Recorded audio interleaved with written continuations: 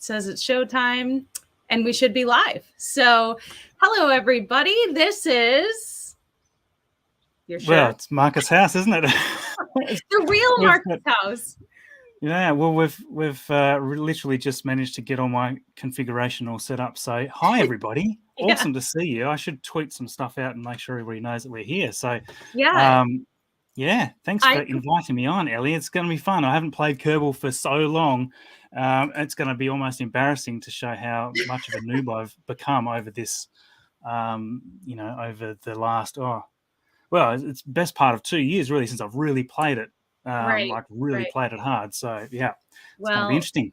I've played with it a little bit, but my first flight, as you know, I crashed, and unfortunately that is not very good. So, but the second one I did correctly, but I'm still completely, new to the game. So we'll get into that in a little bit. I know you want to tweet it. I tweeted this too, and someone on Twitter said, "The real Marcus House?" I'm like, yeah, unless you're a deep fake, I think you're real. Yeah, no, nobody's deep faked me yet, so we'll see. Did you see the deep fake of AOC and Elon Musk that has like millions and millions of views right now?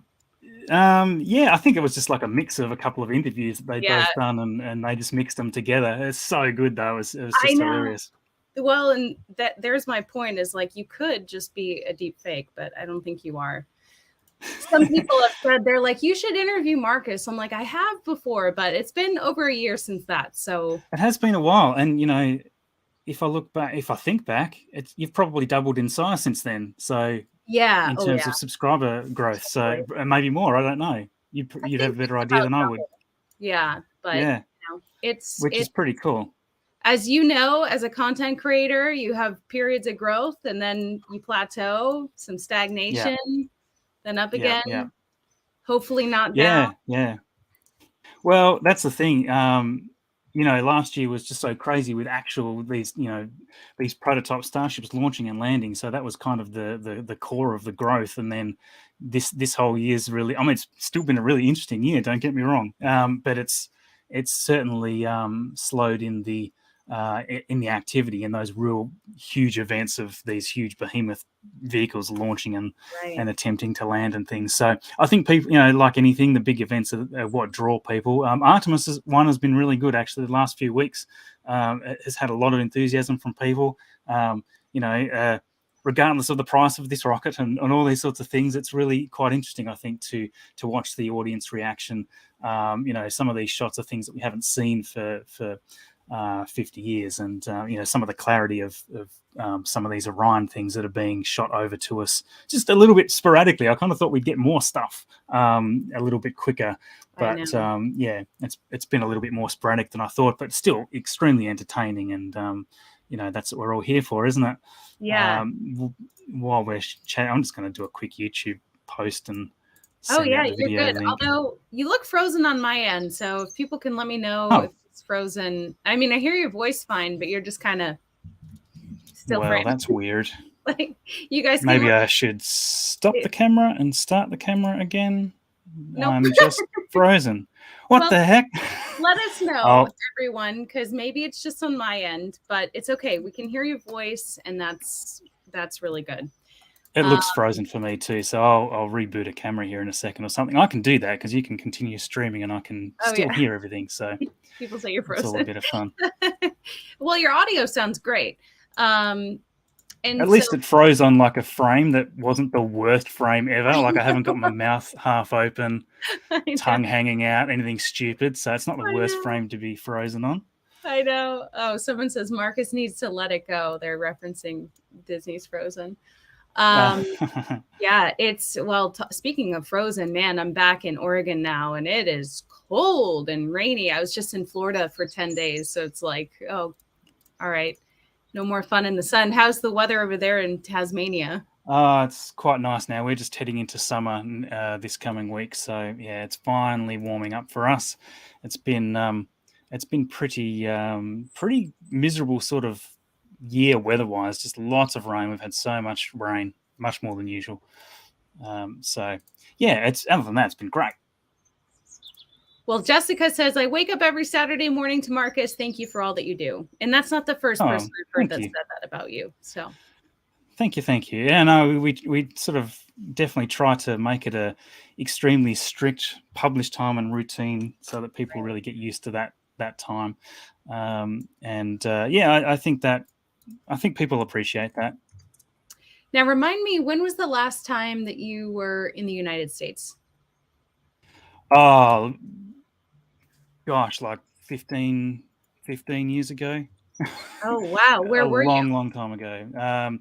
I was in Los Angeles and San Francisco at the time for business, and that was well before the channel. Yeah, So yeah, it's been a long time, and yeah, I'm looking forward to coming back. We want to come to Florida, obviously. We're sort of waiting on probably the second Starship launch, the full stack launch, right. which we think could be in Florida. We'll see. You know, like we're just trying to predict the future, which is damn near impossible these days. Yeah. But yeah, Well, let's say um, the first one goes great.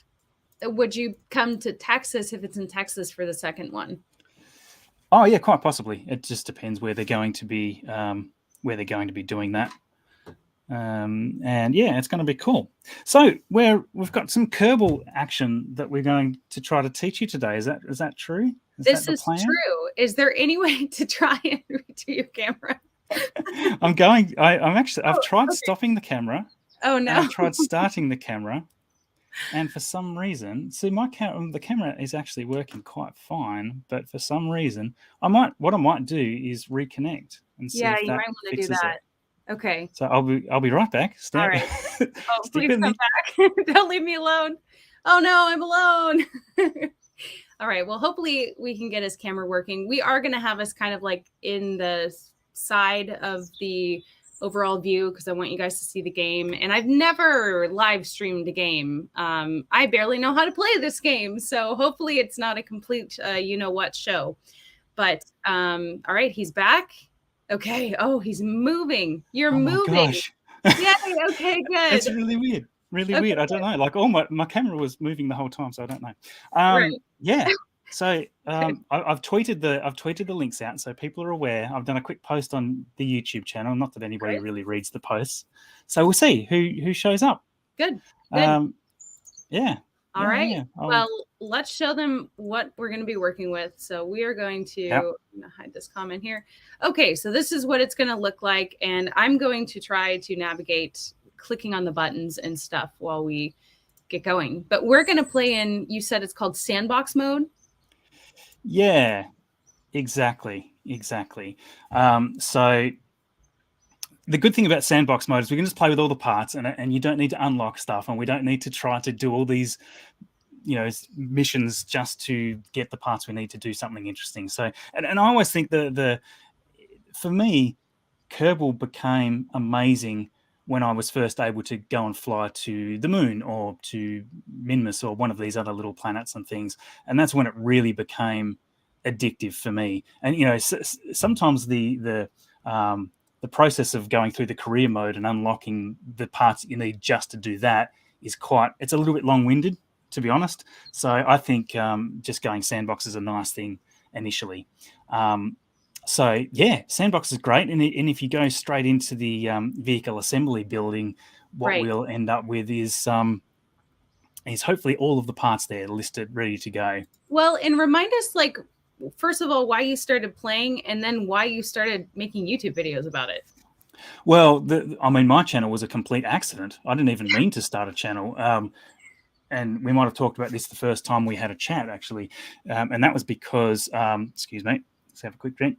It is morning. That's right. Yeah, I still need a couple of coffees, I think. But yeah, the reason why I started a channel by accident was one of the clients, because I was a web developer.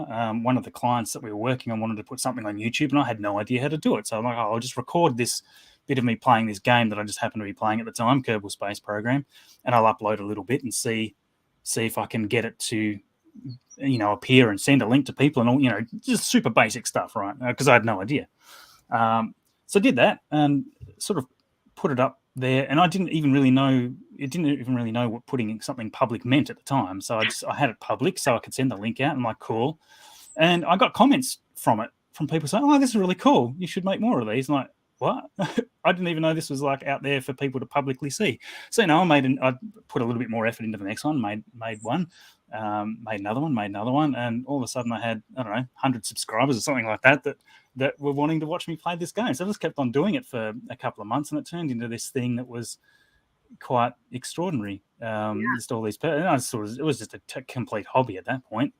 I've been watching Scott Manley do this for years, and Shadow Zone is my buddy. Making this great content. I wouldn't have a channel at all without these two people, and just started making these videos and sort of grew. I think over the course of maybe 2-3 years, we sort of grew to about. Or I sort of grew that to about maybe 30,000-40,000 subscribers or something like that. It was just super casual and all that sort of thing. And yeah, but I mean, at that point, the the game was probably not getting quite as many views as it used to and things. So I was essentially shutting it down, the channel, and I thought, I'm really interested in what SpaceX were doing, and I'd made lots of programmed rockets land and stuff with Kerbal operating system and all these kind of things, which was a bit unique to my channel, and there wasn't many people doing that kind of content. So those kind of blew up. They were getting over 100,000 views and things at the time, which was ridiculous for me back then. And from that, at that point, I was kind of shutting it down. Did a what will SpaceX, what is SpaceX going to be doing this year sort of video, more of a documentary style. Never done one before. At this point, my face had never been on screen. After like 3 years or something, and I still didn't put my face in that one either. And from there, it just kind of went to this bizarre reality where we'd gone on holiday at the same time. It was almost a filler video for me. It was like a last-ditch effort at not shutting the channel down, and it got like 500,000 views or something. And I think back, that was a really critical turning point for me, because if that video had have flopped and got 10,000 views or 5,000 views or something, the channel wouldn't exist. I tell you, because I was so close to just not coming back, and I guess it showed me that there was a lot of people that would really like to see this type of content. So then it became a weekly thing. And then a few months later, I started putting my face in the video, which I was so nervous about. Oh man, that was one of those things. Like, I was just absolutely sweating over that video, and everyone's like, "Oh wow, this is what you look like, cool." Nobody was, oh my god, So it was at that point that I just kind of kept on going and going and going, and sure enough, it's grown into this bizarre reality that I've got right now. And like all the people in the chat here, like I was looking at so many people. Whenever I show up to a chat, or it might be NASA spaceflight or a Tim Dodd one, there's all these people. It still feels bizarre to me. So hello everybody. I am looking at the comments as they sort of go by there. Well, because you were saying in really Tasmania, no one really recognizes you, right? You're just some guy. Some guy, yeah.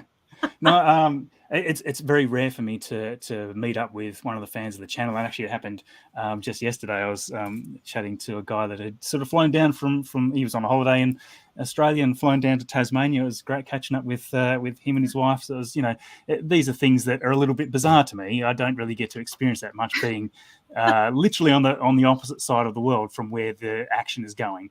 Yeah. So yeah.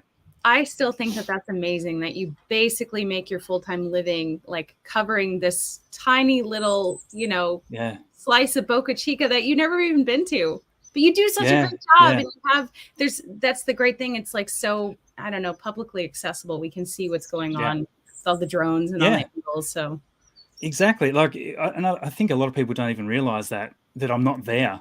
There's so many people like, "Oh, are you actually in Australia?" Like, I knew you were Australian, but I thought I just assumed you were living, out the back of Starbase or something. It's like, no, man, I'm about as far. Like, I could go to space to be further away, and that's about it. So yeah, it's kind of really bizarre. We got we absolutely plan. I mean, I would have liked to have come over for the first attempt, but as we're all aware, 1 month turns into 2 months, turns into 3 months, we've got really no idea when it's going to launch. And even at this point, I know Musk was saying November, then he was saying December, and all this kind of thing. And now they're ripping the bottom of the orbital launch mount away because the last static fire sort of destroyed a big chunk of it and threw concrete over. It's like, oh man, this still seems like it's a little way off. So I don't want to make a huge journey over there to sit there for 2 weeks and not make any content and then come home. So I'd like there to be a pretty good chance of being able to catch it happen. Like the audience as well. It's like they don't want to see me just not make content for a month while I'm sitting over there waiting. I could live stream some stuff, but it's not going to be the same. So I'm trying to do the best I can for everybody. But I've made so many videos where it's like, no, it actually might happen next month, and oh man, I was so wrong.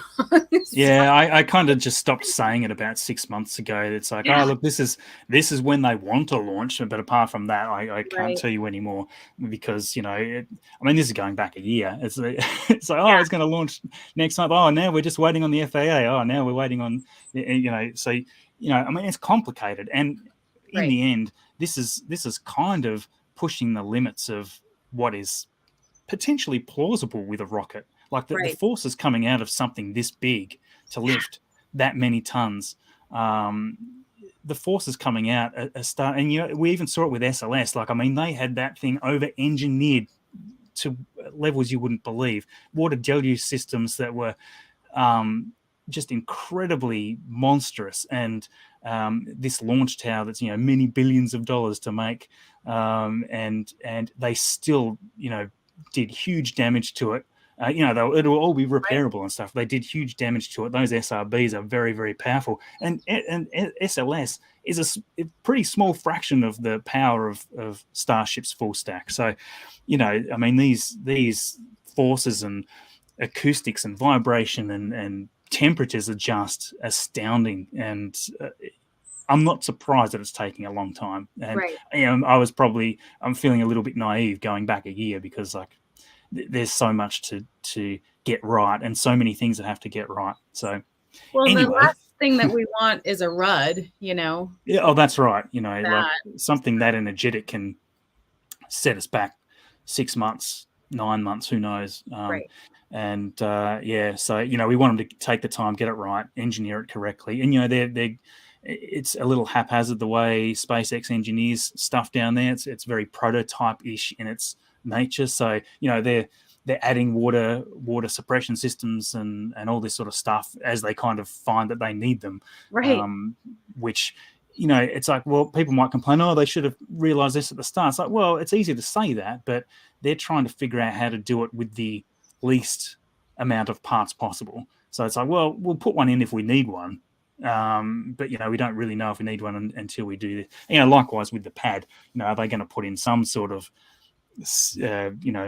system to try to stop the pad being ripped apart and things like this? You would think so at this point, but we'll see. I'm not a rocket engineer, so I'm just commentating on what I see, and it's personal opinion a lot of the time. But Well, we do have a super chat and a question. Thank you to Brandon Music. He wants to know from you, Marcus, what YouTube channels do you watch as huge fans like we watch your channel?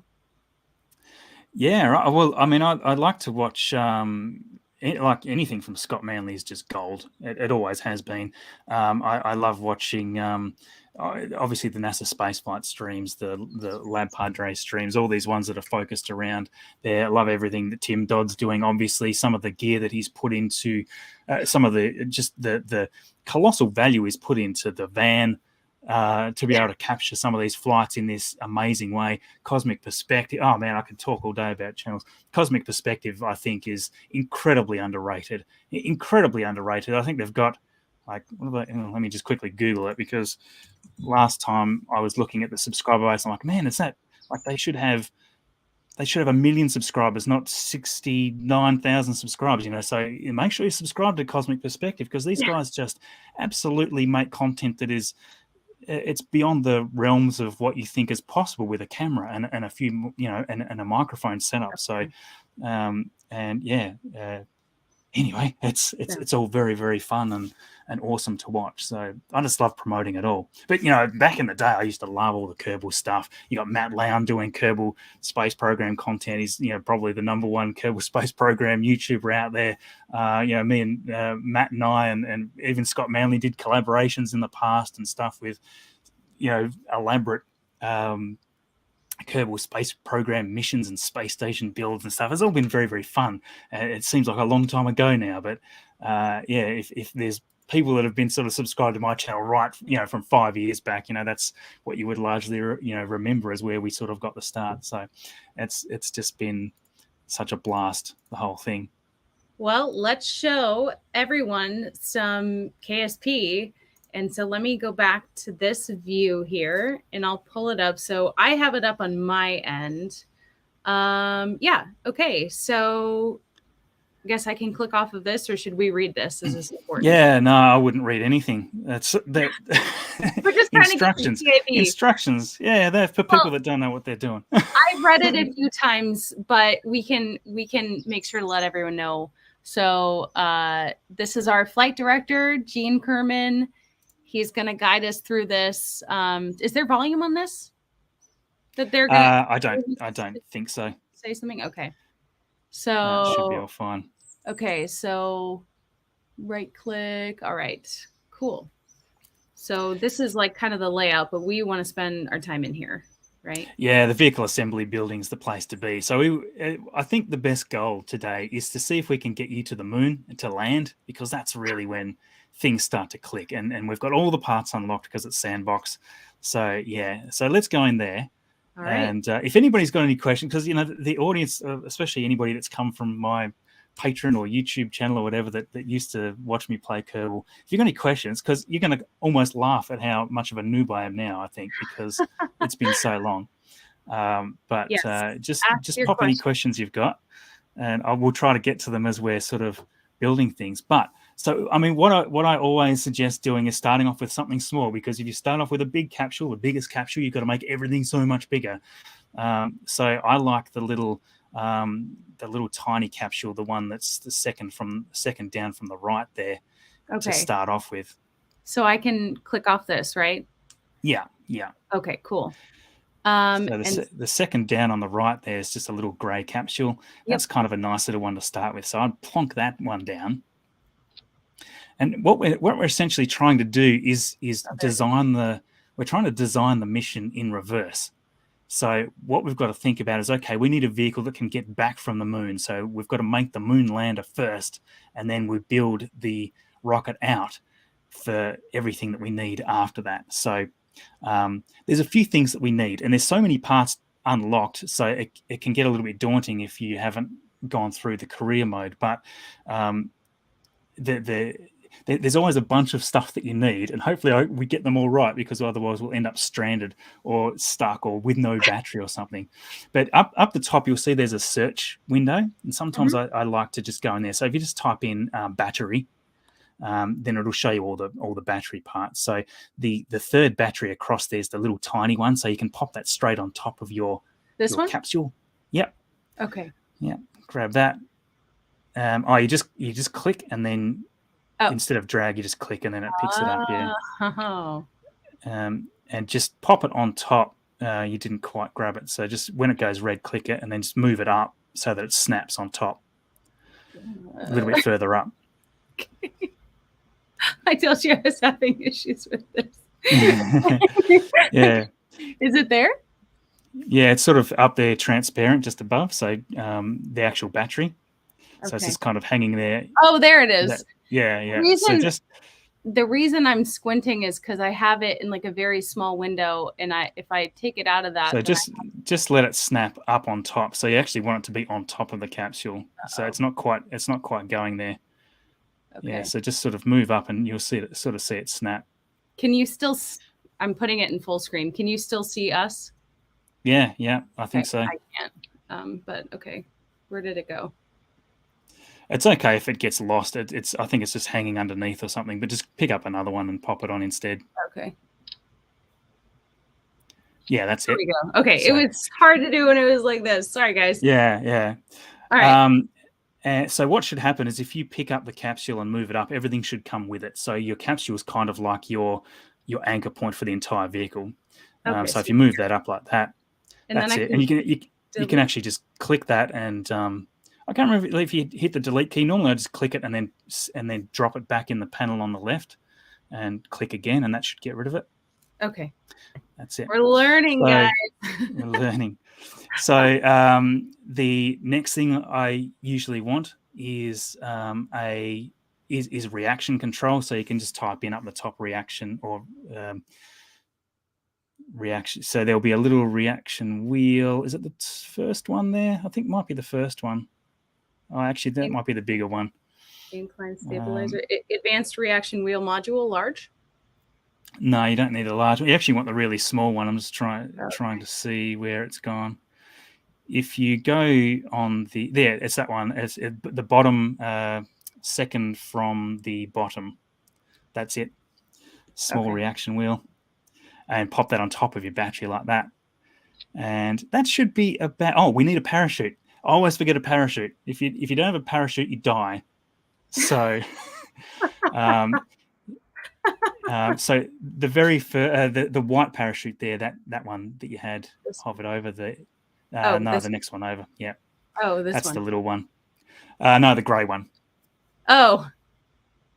No. Sorry, the second one, the one in the middle. That's the one. Yeah. That's the one. Because that can go straight on the top, you see. All right. Which is all very cool. Do we have any questions? Because I just see the full screen of the game. Do you see any? I can keep an eye on those. Actually, it's probably better, isn't it? Yeah. Unfortunately, Anthony, it's like tech support, says Anthony. Yeah, I know. I feel like I'm like someone who's never used a computer before. My IT guy. So then you need a heat shield on the bottom of your capsule. Arguably, I do recall that they let you get away without one, but I think we need one anyway. So if you type in heat shield into your search there should be all the heat shields come up. Okay. So you want the 1.25, I think, which is the middle one. They all look the same, so it's hard. The middle one should be the right size. And we're putting it there. So that'll go right on the bottom of your vehicle. So it'll snap to the bottom like that. Yep, perfect. So there we go. That's our little. That's what's coming back from orbit. That's the only part that's going to come back.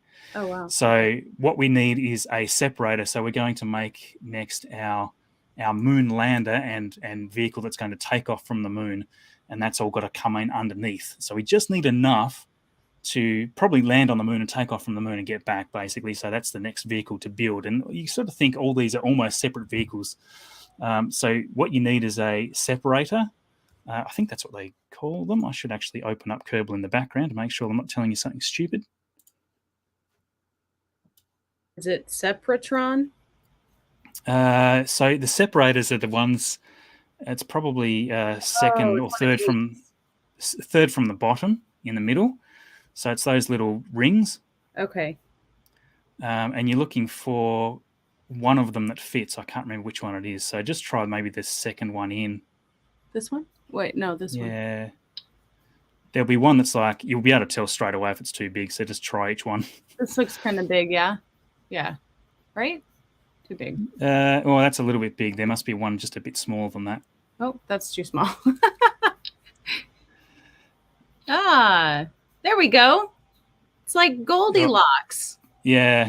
It's weird that they don't have the measurements. That's the one. That's the one you need. And for me, especially if you're a bit of a beginner and you don't want to be too difficult to land on the moon, you want a tank with a wide base on it. So if you go to the tanks on the, so you'll sort of see on the far left, you've got the different categories of things. So if you go to the tanks, which is the second one down, and just delete the text out of your search there, so it's not filtering anything. Okay. Actually, no, you can see them all there. So I think so we're looking for like a cone-shaped tank, and I think maybe the second one across might be the one. Brand? Yeah, maybe the second. Yeah, try that second one and see what that looks like. That looks okay, right? I think so. So that can go on the bottom like that. Yep. And what we need to do is make sure that we've got enough. We've got to make sure that we've got enough delta V to do the journey when it comes down to it. So, and I'll show you how to see that in a second. But what we want to do, I think, is, let me just see. I just want to make sure that I'm telling you the right thing. Oh no, you're good. It, This it, is great. it also depends if we want to take some science experiments and things. I think for the purpose of simplicity, maybe we just won't for this one. Okay. You can take all sorts of science experiments and things, especially in career mode. The whole idea is that you do all these science Oh. experiments and that gives you points and it lets you unlock more parts and stuff. So you would build a vehicle that's got all your science experiments on there, and things like that. But I don't think we'll bother for this one. Do they go into Oh, specifics about what the science experiments are for? yeah, yeah. Oh, There's all cool. sorts of cool things. There's thermometers and gravity meters and pressure meters and things like that. So you can do all these experiments when you get to the moon, and that returns you all this science points, and which is great for Korea.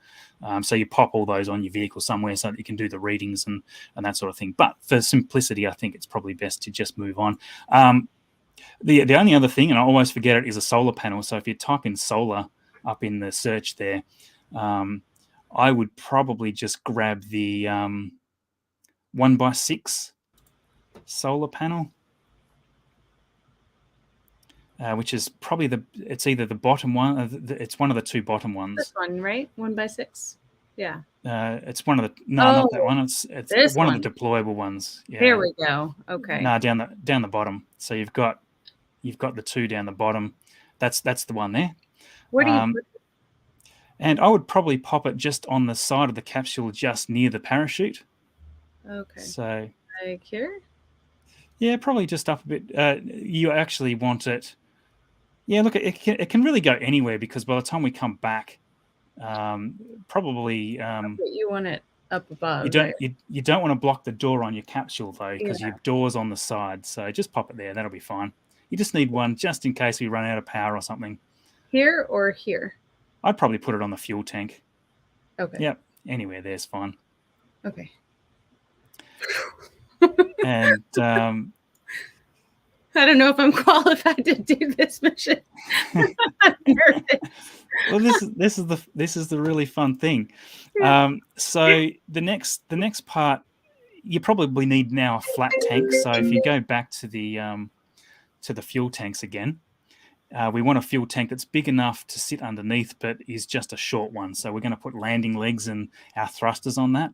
So if you just if you delete the solar out of the search there and just go back to the tank list again, Here we that's go. it. That'll do the job. Now the trick is finding the right one. I'll quickly, what you're looking for. If you go up into the search and you type in X200, because I'm just sitting here with the browse list here because I can. If you type X200 into the search, then we should find the bit that I'm looking for. Or is it X200 all one word? Okay. There's no space. That still hasn't found it. Just put an X in front. X200. Oh, there's an Yeah, X. it's the third one across. Oh, okay. This guy. Rocco Yeah, Max. yeah, that's it. And pop that at the bottom, and that should fit the vehicle. Cool. And just stick it right on the bottom. That's it. I'm curious, when was the last time you played? It's the last time I played properly would have been like well over. I did a little bit of a game with my kids, probably 6 months back, but I'm very rusty. So yeah, so this is essentially our lander. This is what we're going to land on the moon with. So we need 4 legs. So if you just type in legs up in the search there, you want probably the middle set of legs that you can find, and that's going to be our, yeah, probably the middle one. I think is probably the best. Yep. Now, what you can do with this is you can use symmetry. So if you sort of hover, just don't click it yet, just hover over. First of all, press, so pick it back up. Okay. You only want the one, so just the one that you've already put on there. Just pick that back up. Now, I got it. if you press X, Okay. and then drag over the tank again. And So that's like two. X will let you set your symmetry. So you want 4. So if you press X again, so you've got 4. Okay. I'm just wondering if I'm telling you the right thing. Let me just double check. Yeah. So if you keep on pressing X, that'll change your symmetry. So you want, see down the bottom in the left, you've got like a 3. It almost looks like a radiation symbol right now. You've got 3, a symmetry of 3. So you set your symmetry to 4, and then it'll set 4 legs symmetrically around the vehicle. Oh, okay. So just cycle through until you've got 4. Okay. And then you can pick up the other ones and get rid of them. So every time you press X, it's going to change your symmetry. I think this gave me 4. Yeah. That's it. And then you just sort of line them up and just drop them on. Okay. So there you go. You got 4 legs. And if you right click those, you can set them to be retracted at the start. So if you just right click one of the legs and just select for it to be retracted, then it'll pull them up. Remember, we had some right click issues. No. Oh yeah. Stop. Yeah, you did too. Shoot. How did we do it? It was like some weird tap thing. It's like what was it? Is that it? Some weird Mac trackpad thing, like a start retracted. Yeah, exactly. Start retracted, and that'll actually pull them up then. If you're playing this on a Mac, you may have trouble with right click, and you have to like double click on the right side of the trackpad. We all know Marcus loves using a trackpad. Fun fact. I hate trackpads so much. I've never used anything but a mouse. I'm kidding. They're kind of a learning curve to edit on, but here we are. Okay, so now what we need is engines. So the one I am looking for, I'm going to put up a search because I know what I'm looking for. We're looking for the 24-77. So if you type in 24, and that's it, you've already found it. That orange one. Okay. So the orange engine there, and you want to put a symmetry of 4 on those as well. Yeah. So if you pick that one up, where does it go exactly? So what I like to do as well when you're using, so you can press the C button, and the C button will also snap. So if you press C, you'll notice that it starts snapping. So you just press C once, and now it should be in snap mode. So you'll sort of see it just locks to different increments, and it's just much tidier that way. So if you put in 4, which you've already got the symmetry right, if you just pop them there, that's fine. Cool. So that's our moon lander basically, and on this point you could put all sorts of science experiments on the side and things like that. I don't think we'll bother doing that now, and I think that's actually a pretty good start as our lander. So this is the part that's going to land on the moon and take off the moon, but we've got to make this huge booster to get us all the way there, and that's sort of the next component of it. So we need another separator. Similar to the one that you put underneath the heat shield. So we need another, they call them decouplers actually. So if you search for the right sized one for this is the TD-25. So it'll be one of those. It'll be one of those ring ones. Just scroll over till you see TD-25. I think it's probably the. Yep. Here it is. And then that's it. Yeah. So that'll go right at the bottom. That's it. Perfect. Yep. And then that's it. And then we're going to need our booster tank. So normally what I like to do with these is just for the sake of simplicity, rather than doing like a 3-stage rocket or anything, just build an over powered first stage that's got more than enough. So if you just grabbed, if you go back to the fuel tanks, we're looking for the Jumbo 64, Jumbo-64, and that's basically quite a big, long, wide tank that's going to fit that decoupler properly. So we'd like the Jumbo-64 is the one we're looking There we for. go. Oh man. That's the one. So that'll just snap in underneath. Okay. And we're probably going to need some more space. So what you can do is you can shift click your rocket, and then you scroll your mouse wheel up, and that'll pull the whole rocket up further in the VAB so that we've got more space underneath, because we're going to need a bit of a, so just move up, take it right up so that we've got loads of space. Just, that's it. Oh no. No. Oh no. Okay. Shift and then click here. So just lock that back on. Yeah, if you just shift and then click any part of the rocket, it should pick the whole rocket up. Okay. And then just move up the vehicle assembly building just so that we're elevating it. That's it. And that should be fine if you drop it there. Okay.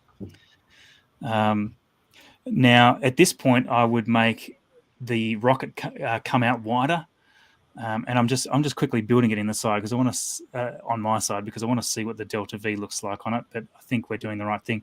So the next part is like a more of a cone shape one again. So if you type in ADTP into the search, that should find it. Okay. ADTP. Right there. That's the one. And pop that right on the bottom. And then I think maybe one or two more tank sections will do us. So the next one down is like it's the same width tank. So this is like the S3. So if you go S3 dash, that should find it hopefully. The search is just so handy.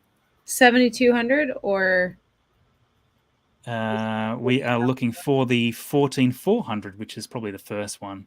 Sweet. Oh, this is like this is getting big. Yeah, it's a big tank. It's and it's even more bizarre in real life because Kerbal Space Program is downscaled really quite heavily, and I think maybe the last one we just need like a flared bottom so that we can fit a bunch of engines on it. So if you type in, actually it's already there. So the one underneath that tank was the right one. See the cone shaped one. That was kind of there. So if you grab that should be the one we need. Sorry, yeah, that side. Yep, that one should stick to the bottom quite nicely. Give us a bit of a flared out bottom.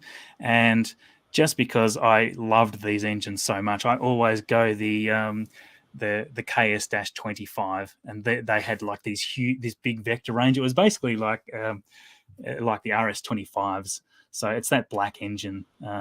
You had it up there a second ago. Cool. Yeah. So the black engine there. And what we want to do is on the bottom of the rocket, shove 4 of them. And I think that's going to give us the thrust that we need to get this whole big beast off the ground. So if you go into symmetry mode again, what you can actually do is right click and drag just somewhere in the VAB, right click and drag, and it'll change the angle of your viewpoint so that you can see underneath the rocket. For symmetry, is that you press C or was it X? You've actually already got the symmetry of 4 there, but if you press, let me just make sure that I'm doing the right thing. It looks like I just have 1. Yeah, it does, doesn't it? Yeah. So if you right click and so just in some dead space outside of the rocket, just right click and drag, and what that'll do is it'll let you change the angle of the way you're viewing. Like that. See, so you can sort of angle the camera the way you need it. So if you pick that engine back up, yeah, it's sort of much easier when you sort of know how to navigate around the viewpoint.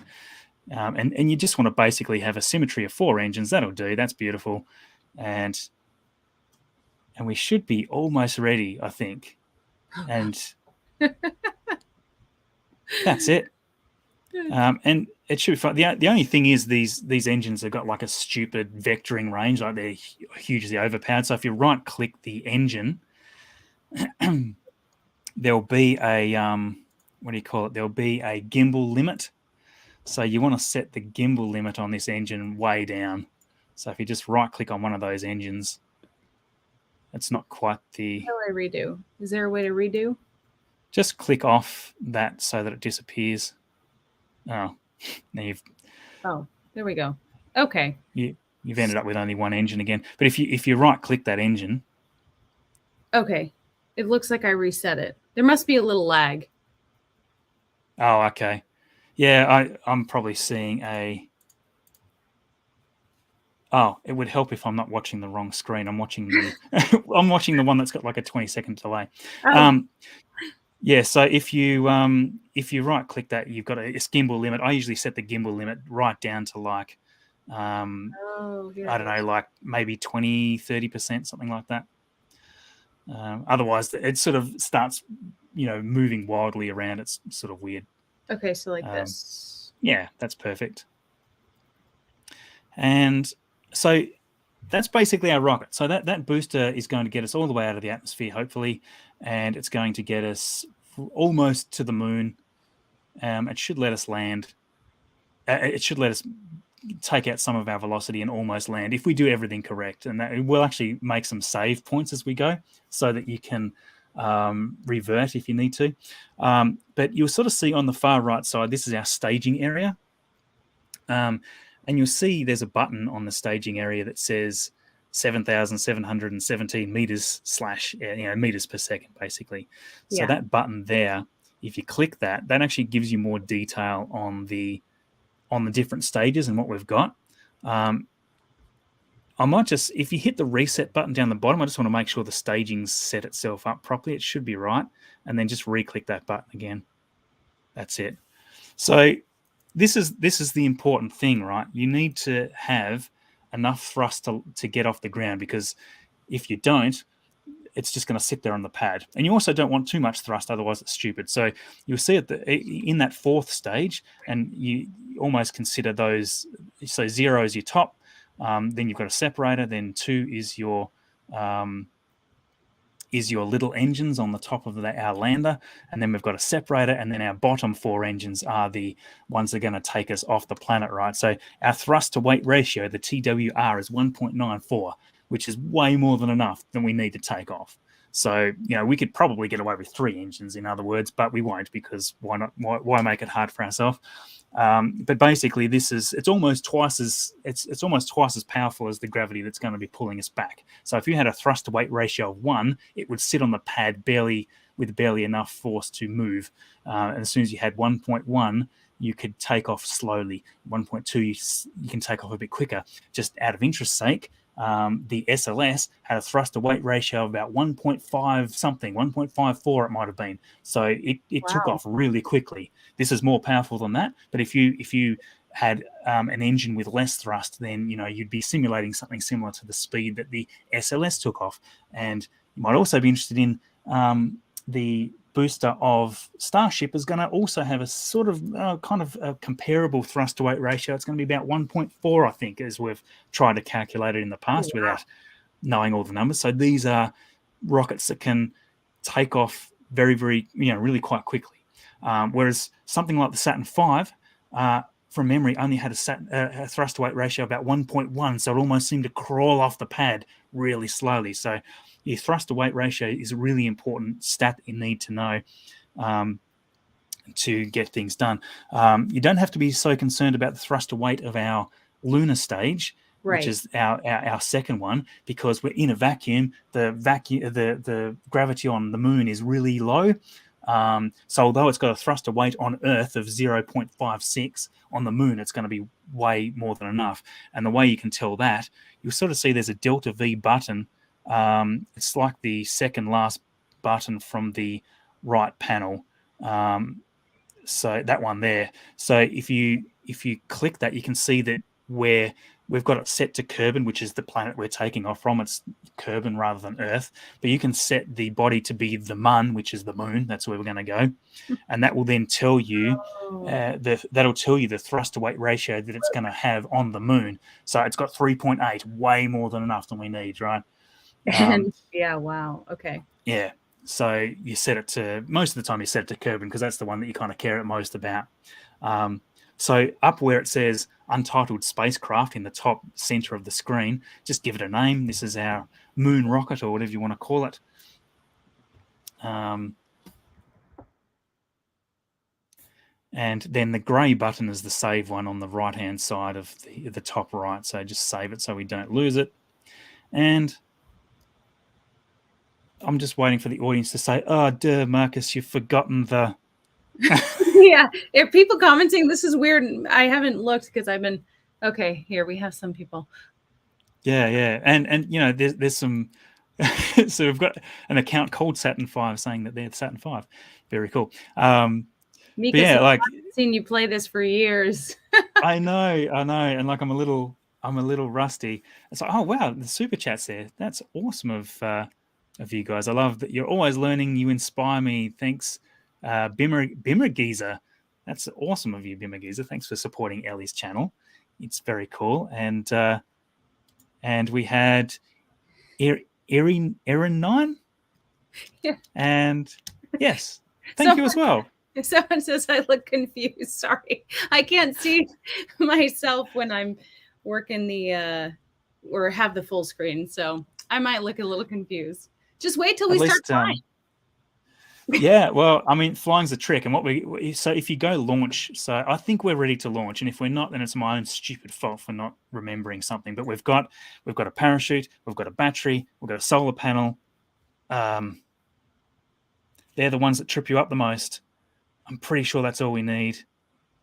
Anyway, I'm sure we'll learn the hard way. But if you hit the launch button there, the green one in the top right, we are ready to go to the pad. We could probably put on some launch tower things, but it'll be fine. Yeah, just launch it. Let's see.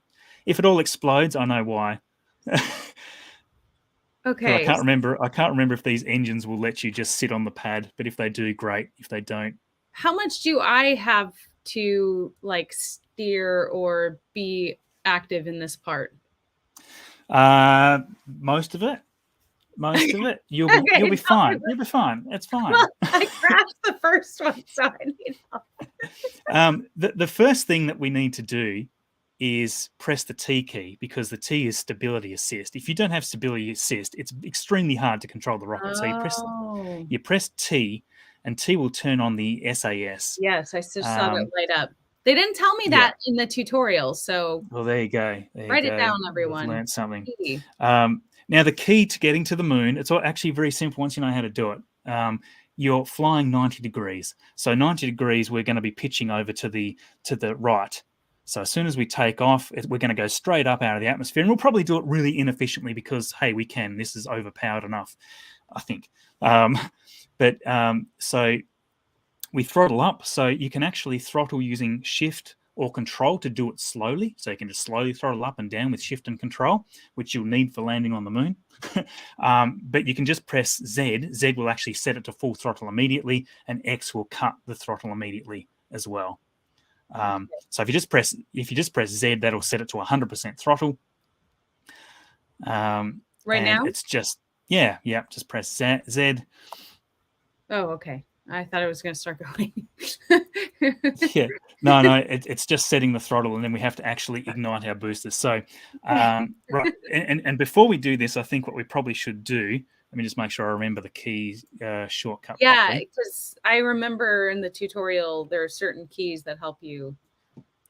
Yeah. Direction. So, is it?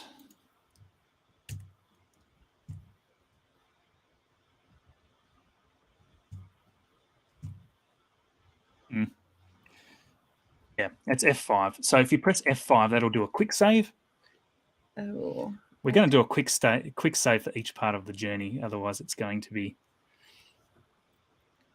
Oh, I don't have the F keys on my toolbar. Okay, well, just press escape and then press save game. Escape. Save game. Yeah, and just give it a name. So we're on the launch pad.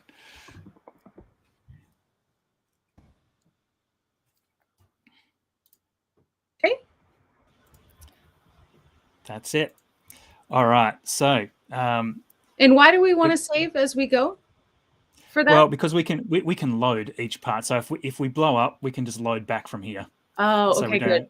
And if we're in orbit, we can load again from orbit. And if we're at the moon and we crash on the moon, we can do another load.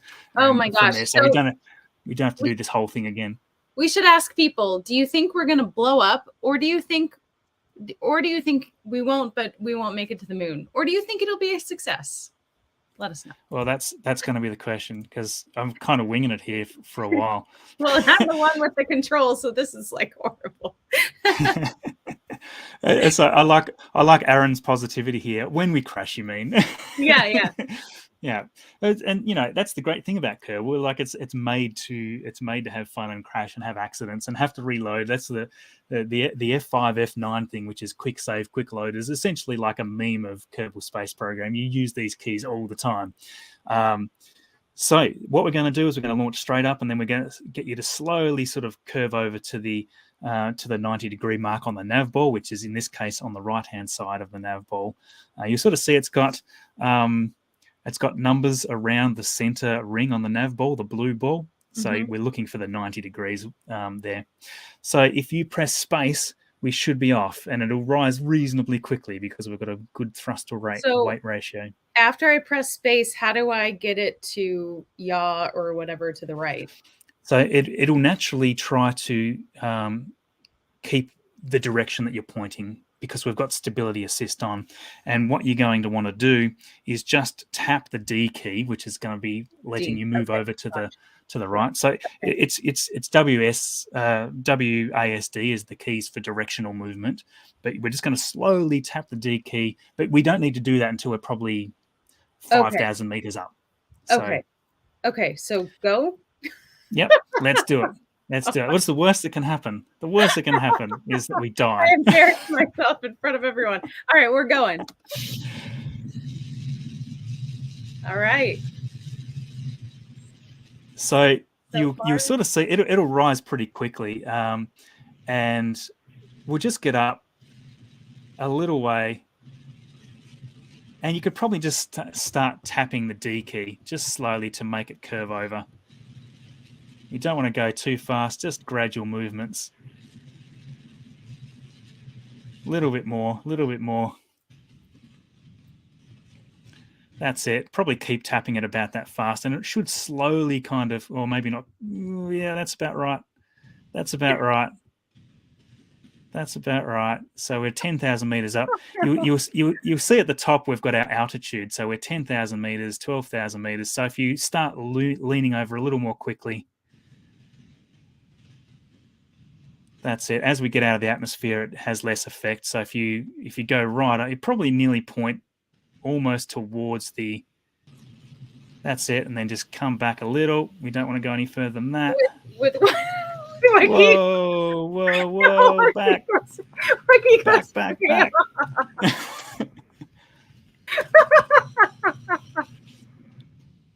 Okay, I think we're still okay.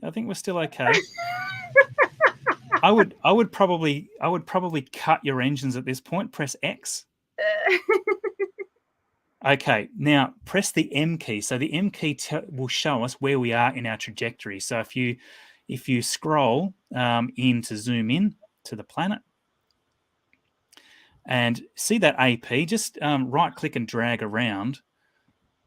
That's it. So we're seeing how we've got a Kerbal apoapsis of 82 kilometers. So that's well outside the atmosphere on Kerbal. We've only got to get to 70. So what that means is we can just kind of wait until we get up the top of our trajectory, and then we can complete the circularization burn. So if you right click and drag, you'll be able to sort of move your viewport around so that you can see where we're going. Oh no. So zoom out. I know. Okay. It's okay. We've got time. We haven't got to the top of our trajectory yet, so we're not going to die yet. So if you go over to sort of the area in space there, and you right click and drag, that should let you spin the camera, which is what we actually want. That's Oh, it. So bring it right up over the top so you can see our trajectory properly. Keep coming, keep coming, keep coming. And just sort of drag it around further. So you can sort of see our capsule coming up. oh, That's it. oh. Now, yeah, so you can sort of, as we get up to the AP mark, that's the highest that we're going to get in our trajectory, right? And if you right click that, it'll stay on screen, that little AP button. And it's handy to be able to see it. So right clicking it will lock it on screen so you can just keep on viewing that. So as we get up to that AP, we're still 31 seconds out. So T minus 31 seconds, it said there. Now on the stability assist, you'll see there's a bunch of red buttons. That's on the left side of the nav ball. Mm-hmm. There's these red buttons. So there's 1, 2, 3, 4, 5, 6 circular buttons on the side. Now, what you want to do is face your vehicle prograde, which is the one that you hovered over just a second ago. So prograde is the one that's going to, what that means is it's going to face our vehicle, so that's pointing forward in terms of the trajectory that we're on. It's going to point the vehicle forward because we want to keep accelerating. So if you now press Z for full thrust again, it's going to circularize our orbit. So if you scroll out on the map a little bit, you'll see when we do it, I can pretty much tell you, as soon as you see it turn into a circle, that's it, and then press X. So press X now. So we're now in orbit. Whoa. And so is AP and PE, perigee and apogee? Is that what it's standing for? That's exactly what it is. Yeah. It's apoapsis and periapsis in terms of the terminology of Kerbal Space Program, which is more of a generic term. And so, we can now leave our vehicle and it will orbit forever. So it's never going to come back down to Earth at this point. So if you want to press escape and save again, and we'll just call this one in orbit or something like that. Wow, I've never been this far in the game. See, you're in orbit now. Now the thing is it looks like we've got this tiny amount of fuel left, but because the booster because this booster is so powerful, this should be enough to get us to the moon almost. Where do we see that fuel gauge? So the fuel's on the far left, and you'll see that it's, we've probably only got 5% fuel left, but there's so much, because our vehicle is now empty, those engines are extremely powerful. Like, it accelerates you a huge amount. And we probably burned a little bit too much fuel. We'll see. If you scroll out of your view there in the map, you can see the entire planet. And that's really helpful. That's it. So you can sort of, almost from a top-down point of view, is a good one. And if you sort of double-click the actual planet itself, then it will center that in the screen, which is always a useful thing to do. Okay. And then if you scroll out further, you can kind of see where we're at. You see. So our orbit there was a little bit high on the other side. It doesn't really matter. But if you wanted a circular orbit, you've got to just cut it just a little bit quicker. But if you keep scrolling out, you can get to the entire sphere of influence, so you'll be able to see the moon. So if you keep coming out and out and out and out, there's the moon. See, so that's where we're going. That's where we're going to try to go. Okay. And we're perfectly lined up. You did a great job of the launch, because we're heading in 90 degrees, and that's exactly the inclination of the moon. And in Kerbal they do this just for simplicity, basically, because in reality our moon is inclined compared to our axial tilt and all sorts of stuff that we've got to take into account in real life. But in Kerbal, it's all just a flat plane for the moon, which is great if you're a beginner, especially. So you've saved. We're all good. We can always reload from this spot. Has anybody got any questions in the chat while we're actually going from here? Home and transfer time. That is absolutely true, Richard. That's what we're going to be doing. It's the mun, not the moon. Oh man, I've heard this argument for like the last 5 years. I know Matt Lown calls it the mun all the time, but there was always argument way back at the time, because the mun has the official naming of it's got the little double dot on the top, so it's supposed to be pronounced moon, I believe. But I'm not going to get into that argument because we've been having that for 5 years. I'm just glad I was able to save it from that nosedive. Yeah. No, it was fine. We were well up above the atmosphere. If you don't have good gimbaling on your engines, then you can end up just all over the place and not be able to fight it. The easiest way to figure out your trajectory to the moon is you want basically 90 degrees. So if you scroll way out so you can see the moon as well, we're going to do what's called a maneuver node. And a maneuver node lets you plot in how you're going to do your burn so that you can get it right before you actually do it. Otherwise, it would just be trial and error the whole time. So about 90 degrees from the moon in front. So the moon's actually orbiting around anti-clockwise. So we need to actually shoot out to the basically to the right-hand side of the screen. Okay. And what we want to do is we want to place a maneuver node on the opposite side of that orbit. So we want to place a maneuver node on the left-hand side of the orbit. So if you scroll right down, so you can see the see Kerbal again, we want to place, what you want to do is hover over the blue line on the left-hand side, on the right-hand side of the orbit. So come around to the right-hand side of the screen. Keep going further. Yeah, probably a little bit further down. It'll be probably right there. So if you click here and go add maneuver. Okay. Yeah. Now, these are the different axis of your directions that you can thrust. So you've got prograde, which is moving forward. You've got retrograde, which is moving backward. So you often hear when something's deorbiting. So if SpaceX is deorbiting Crew Dragon, they're going to do a retrograde burn. They're going to fire the retros or whatever it might be. You hear them say that a lot. So that's a retrograde burn. So if you go retrograde, you're going to actually thrust backwards, and it's going to reduce your orbit so that you actually end up coming back to Earth, whereas prograde is going forward. So in the case of going out to the moon, we want to do a prograde burn. So that's the opposite green marker on the other side of the little thing. And what you can do is you can click and just drag it slowly. You've got to be really fine. It's a fine adjustment control, this thing. So if you click it and drag it slowly, you'll see this yellow line come out from the opposite side of your orbit. So you want to, that's the one. So drag it which way? Sort of drag it away from the center of the maneuver circle.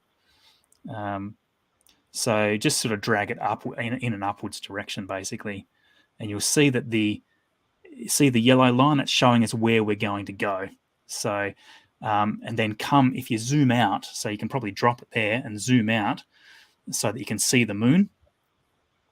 We want to see. Oh, we've come too far. See, so if you now grab the retrograde marker and pull it back a little bit, which is the opposite green one, and you're going to pull that down a little, just very slowly and carefully, you should see it come back down. And should I have it more zoomed out when I do this? So just come it down, because what we're looking for is it to circularize just near the moon. So if you stop there, see, now what that is doing there is it's saying, oh, you're going to intercept the moon there. Which is what we want it to do. So that's saying our trajectory is about right. And the reason that I know that it's roughly 90 degrees, the moon's going to be roughly 90 degrees by the time we get there, is because I've got experience doing it. So it's always, if you go into the moon, it's always roughly 90 degrees from where it is right now.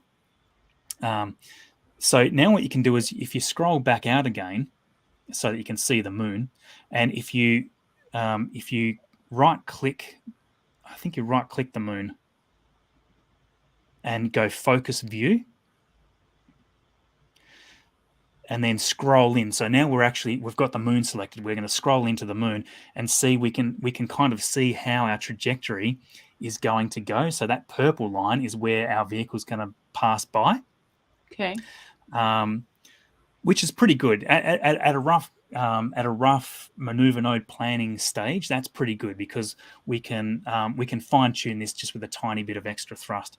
So now that we've got this set up, press F5, which will just do a quick save, or just save again the way you did before. as I scroll some comments. Marcus is a good teacher, slow and steady. I've been told the opposite so many times. Thank you, though, Barney. It's great of you. Really? I've been told that I'm an awful teacher many times. So you've saved now, have you? Sorry, I'm looking at the wrong screen again. So you've saved. So basically, what this has now done is it's set up a burn plan for you, and you can see there's a blue arrow on the nav ball now. Okay. So what that's doing is it's saying, well, if you want to do this burn, you need to face the blue marker. So on the stability assist, all the red buttons again, the stability assist it has got a maneuver option that's now available, which is the second from it's the one on the top. So if you press that, it's going to automatically turn our vehicle towards where we've got our planned maneuver to happen. Oh, wow. So the vehicle will slow, it's got a tiny little reaction wheel on it. So this is a huge booster with a tiny little reaction wheel. It's going to take us time to go over there. Yeah. But interestingly, while it's turning, what you can see on the top right of the nav ball is there's a green bar on the top right, and that's got it's got a maneuver planned in there for 833 meters per second. So that's a lot of speed that we need to still add. So what it's saying is you need to do an 833 meters per second burn at this time in this direction, and that's going to put you on the trajectory that we've got planned. Okay, and then you've got the T minus countdown. So you'll see down the bottom it's node in T minus 18 minutes. So we've got to wait 18 minutes to do this burn. Now, of course, we don't really, because we can speed up time in this game. And it says there our burn time is 11 seconds. So our booster is extremely powerful. We can do that entire 833 meter per second burn in 11 seconds if we wanted to do it. We actually don't need to do it that fast. I'm going to probably get you to do it slower than that. Otherwise, you overshoot it too easily. Yeah. So we've got to wait 17 minutes, right? But we actually don't. So you can press the see how there's a green fast forward button on top. Sorry, yeah. It's right next to that. So that will automatically time warp us to that burn time. So if you click that, you'll see that all of a sudden our nav ball speeds up. If you weren't in map view, you would now see you going around the orbit really quickly and stuff. So you can switch back and forward from map view to non-map view whenever you want. So you can see we're now T minus 1 minute to do this burn. What do I do? It's okay. So all we're going to need to do is hold down shift for a little bit just to set our throttle up. That's going to fire engines. And we're going to do that. And just as it gets close to that green bar running out, you want to press X. So press X now. So that's got us pretty close. Where are we? I don't see us. That's got us pretty close. Well, we're still around Kerbal at the moment, so you're just okay. How do we get back there? So just scroll out, and then so you can you can sort of scroll in and move the Earth so it's in your viewpoint, and you can sort of double click the Earth to change your focus view. It's a bit tricky sometimes to get the right angle. You get used to this panning the camera around quite a bit.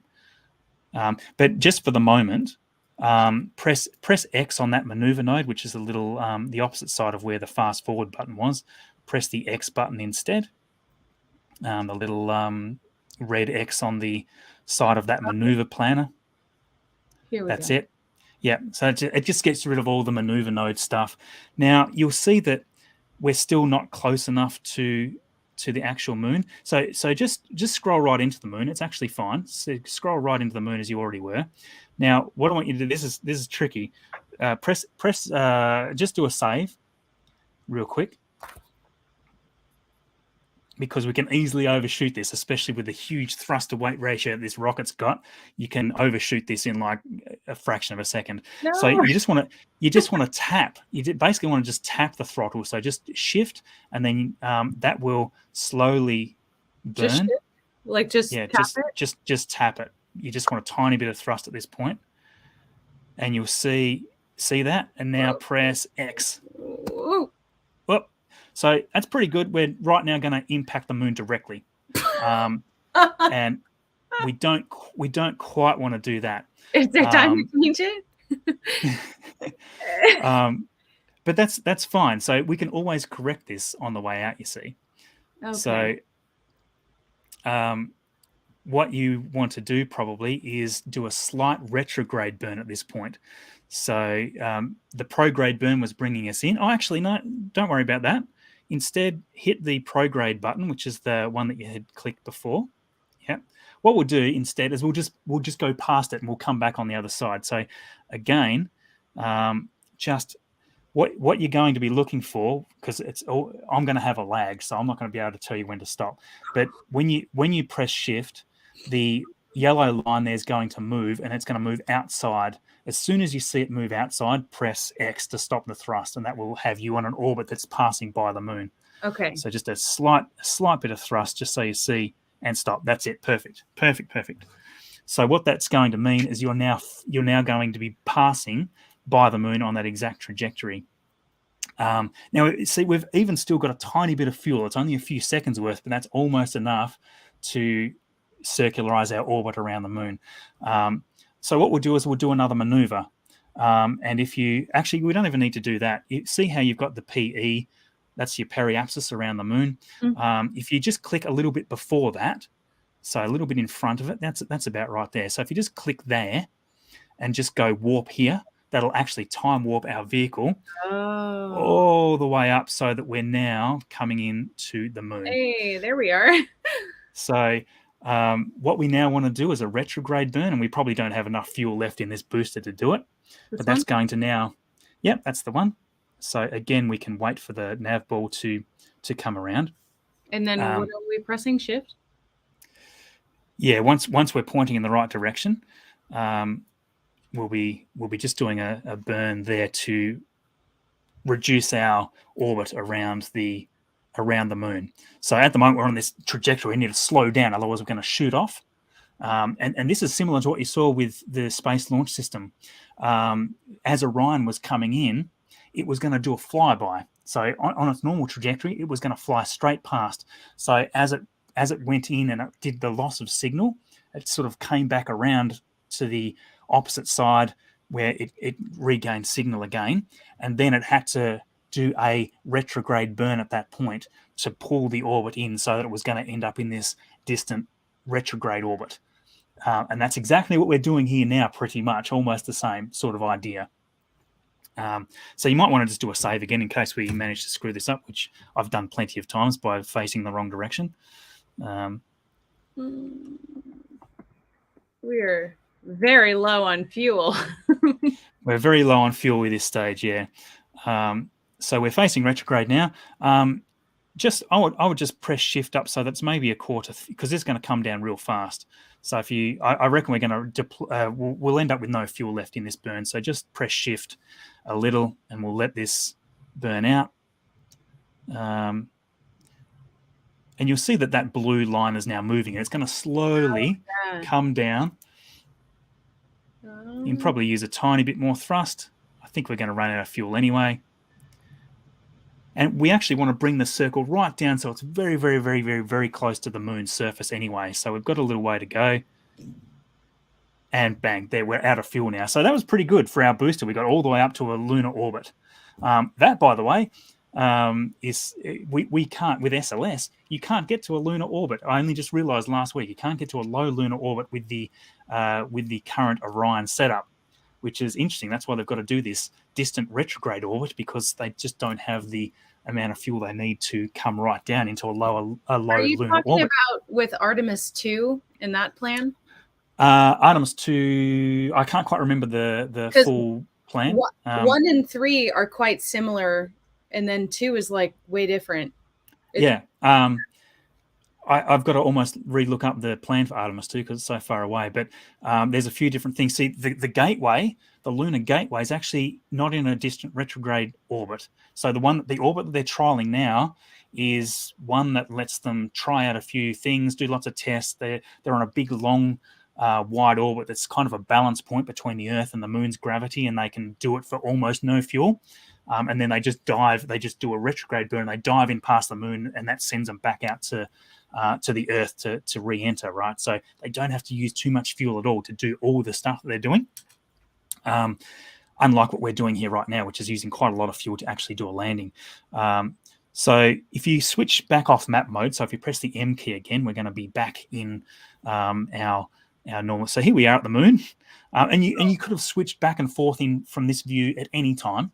So you can switch back and forth as you get more experience with the game, and you can see it's just magic when you watch the Kerbal in this case, or the Earth. You watch that fall away as you sort of head out towards the moon. It's just a magic view, I think. But what we now need to do, we've got a dead stage. There's nothing that we can do with this. We're going to leave this in a lunar orbit for eternity to orbit around, because we didn't. If I was planning it better, I would have had this impact the moon, and we would have done the rest of the way. But hey, expertise comes with time. You'd think I would have had enough of it by now. Oh, so we're not going to land. We are going to land. We're not going to land with this stage. So if you press space, that's going to execute the separator, the decoupler from the stage. So here goes our dead booster is now going to orbit forever around the moon. So bye, booster. Oh, she's okay. Yeah. Now, if you press space one more time, that's going to fire up our engines on the next stage. So our 4 little orange engines. This is our lander again. Yeah. We're full of fuel. Hopefully we've got enough to get down and get back, because if we don't, then that's old Jeb Kerman's going to die somewhere between here and the moon, in the Earth. So we'll see. Now, up in the top where we've got our navigation panel, we've got a green button on the right-hand side of that. That's the landing gear button. So if you press that, our landing gear is going to pop out. The next one down. That's it. So you'll see our landing gear pop out there slowly. Whoa. And, you can zoom in and out of this view as well, with your typical zoom keys, same ones that we're using for the map view. And you can rotate around the viewport with right clicking and dragging. Once you get used to these controls, it becomes really easy to navigate around the map view and all this sort of stuff. Just takes a bit of getting used to. Well, I'm not gonna lie, it kind of is not the best on a trackpad. yeah. I always super advise having a mouse for this, because man, trackpads just suck so hard.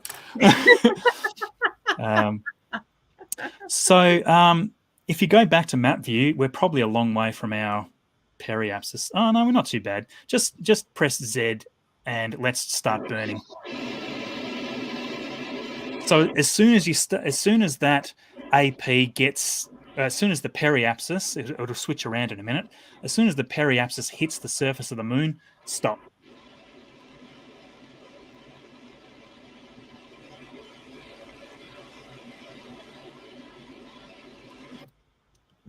Yep, that's pretty close. Probably a little bit more. We can actually go in for a full landing, just to make things easy. Z again? Yeah, just a little bit more. That's probably pretty good. Maybe just a little bit more, so we land on the light side. That'll do it. Okay, so if you click on the moon or double click on the moon, that should have that centered again for us, so that you can zoom into it. It was probably already centered. So zoom in and you'll sort of see that we're going to come in and land on right where that, well, at the moment we're going to come in and crash unless we do something about it. So again, you can right click and tilt that in a way that you can see from the side the actual landing point that we're going to come in on. That's kind of quite a nice view to have like that, see?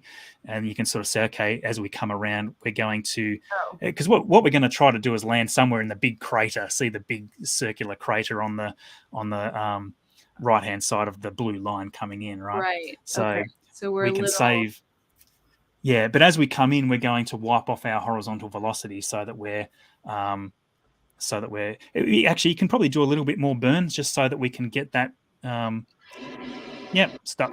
That'll do it. That's going to come us right in over the top of that crater. So that's our trajectory currently. And because there's no atmosphere on the moon, then there's nothing to stop us. We'll just plummet straight to that point. It'll be exactly Oh, actually, the moon is rotating underneath us, so it will slowly move a little bit. But other than that, it's going to hit exactly at that point. So probably save again, because the next part's going to be the hardest part. Oh no. You've got to try to land, and I've tried to make it pretty good. We've got a fairly wide base on this thing, so hopefully it'll be okay. Um, so we're currently doing 331 meters per second. We've got quite a lot of thrust to weight ratio on this vehicle, so you can correct quite easily, hopefully. But if you switch back to our regular view of the rocket, then we can just speed up time until we're getting quite close to impacting the moon, and then we can start doing our burn. But yeah, maybe do a quick save, and we can always recover from there. By the time we actually are coming into the moon, we're going to be going quite a bit faster than 330 meters per second, which is what we're doing right now. So we're going to do a time warp, and then what do I need to know to land it? Well, pretty much we're going to be doing a retrograde burn, which is where you're already pointing. So okay. Retrograde is slowing our current speed, is retrograde basically, or negating our speed. So if you switch back, just press the M key so that we're back in our nice, beautiful presentational mode. You can sort of zoom in, and you can sort of, again, click and drag so that we can see the moon underneath us. It's always a nice view to come in at. So if we time warp, we can do that to different increments. So if we just use the it's the greater than symbol, less than symbol keys is time warp, and it increments up and back. So if you just press that once, it'll speed up time a bit, and then when you press so that's it there. So you'll see things start moving a bit quicker. If you press it again, it'll go a bit quicker again. And how do you pause it? So if you go the reverse of that, so the less than symbol is going to take that time warp off. Okay. So you can speed time up, slow it down just using those keys. And as we get close to hitting the moon, you want to take your time warp off. So yeah, and so if you take time warp off entirely, it's a good chance to A, see some nice footage as we come in, and B, just see whatever he thinks. Oh, we got Zach in here. Hi, Zach. How you going there, buddy? Zach's in here throwing some dollars at you. Oh, awesome thank of you. CSI Starbase, great channel. Yes. One of my favorite channels right now, deep diving on all sorts of Starbase things. What have we got here? We've got it's retrograde, isn't it? Save the ship. I'm probably a little bit behind the chat there. So Jebediah Kerman's sitting there, nice and happy right now. He looks. He may not be. So. He may not be happy if you can't stick this landing, Ellie. No.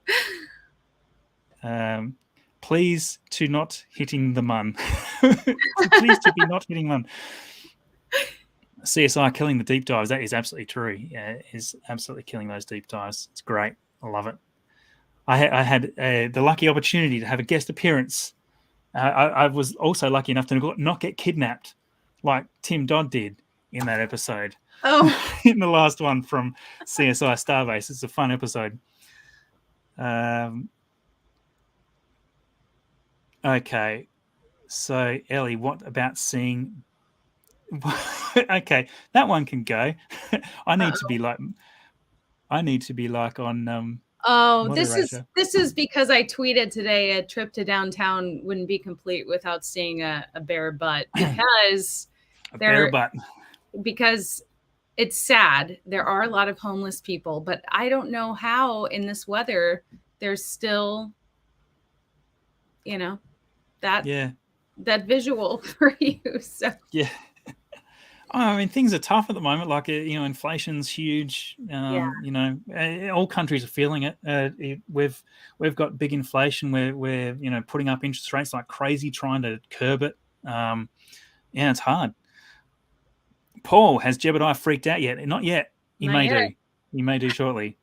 So how do I know when we need to press buttons, or how do we land this? Well, as we get close to the surface, so you see we're now, and actually the that big crater that we were aiming for is actually passed underneath us now, so it's fine. We're not going to land there anymore. We're going to land somewhere else. So you'll see we're now moving at 484 meters per second. So it's quite a bit quicker than where we were before. And that's because gravity's now pulling us in, right? So we're going to get faster and faster and faster until we hit. And that's because, well, it's because there's gravity, obviously. If we were coming into Kerbin, we'd be accelerating much faster. So the gravity on the moon is quite small in comparison. So we should have more than enough thrust to weight to negate this speed quite quickly. So again, you might want to do a quick save, and we'll hit it.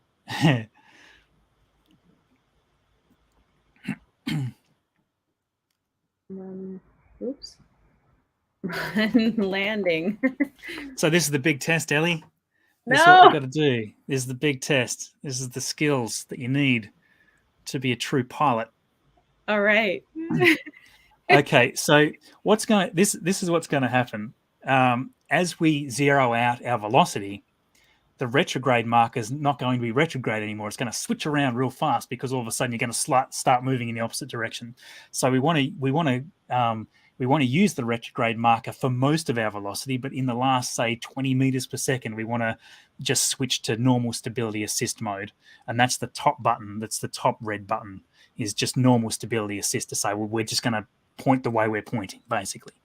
So we're going to use retrograde right until we're down around 30 meters per second, and then we're going to switch to that stability assist mode, and that should help quite a bit. We're probably, what's our altitude? We're still 52 kilometers in altitude, so we've got a little way to go. You can probably speed time up until we get to maybe 20. And that would be fine. So maybe just do a tiny bit of time warping until we get to 20. At 20, we're doing now 550. All right, we're at 20. Yep, that's it. So I keep forgetting to look at the right screen because I've got two versions of the stream, the more live one. All right, so full acceleration. Just hit Z. Let's go.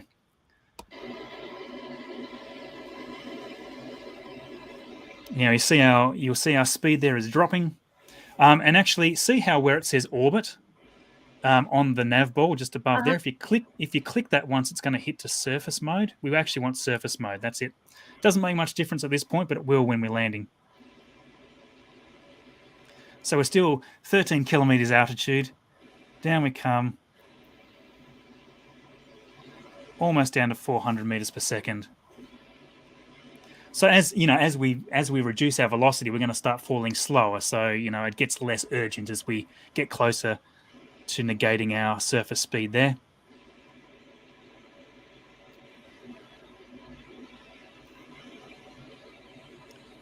So as we get down to probably about 100, probably back your thrust off a little, probably bring it right back, or actually maybe cut it entirely. So as soon as we hit 100, cut it entirely.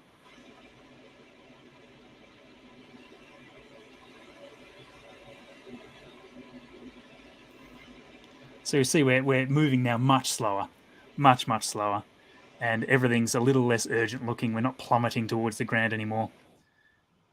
So now we're sort of in free fall a little bit. 7,000 meters in altitude still. You might want to do a quick save here because this is the real tricky bit, the actual landing. No. So just go, maybe call this one touching down, or I jumped the gun. And you'll see we're still accelerating at the ground now, so it's coming back up to 127. So you can just add a little bit of thrust, use your shift key, and just try to keep it at about maybe 50 meters per second on your descent. You don't want to use too much fuel. You want to almost, the ideal way to do it is a suicide burn, but we're not going to do that. So maybe hit Z now just to remove most of your thrust. Bring it down to about maybe 50 meters per second speed. 3,000 off the ground now. Oh, actually, we might have left it a bit late. Ooh, 50, 40. No, we're okay. We're okay. Yep, thrust more. Z. Go. Wipe it out to almost maybe like 10. Bring it down to 10. That's it. Now stop.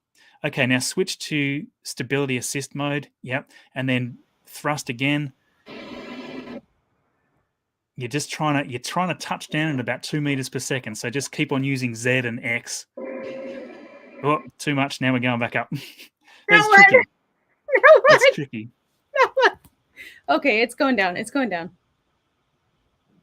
No, just see, we're now moving sideways a bit, so you almost want to use retrograde mode again just to move off some of our velocity, but you're gonna have to do it quick.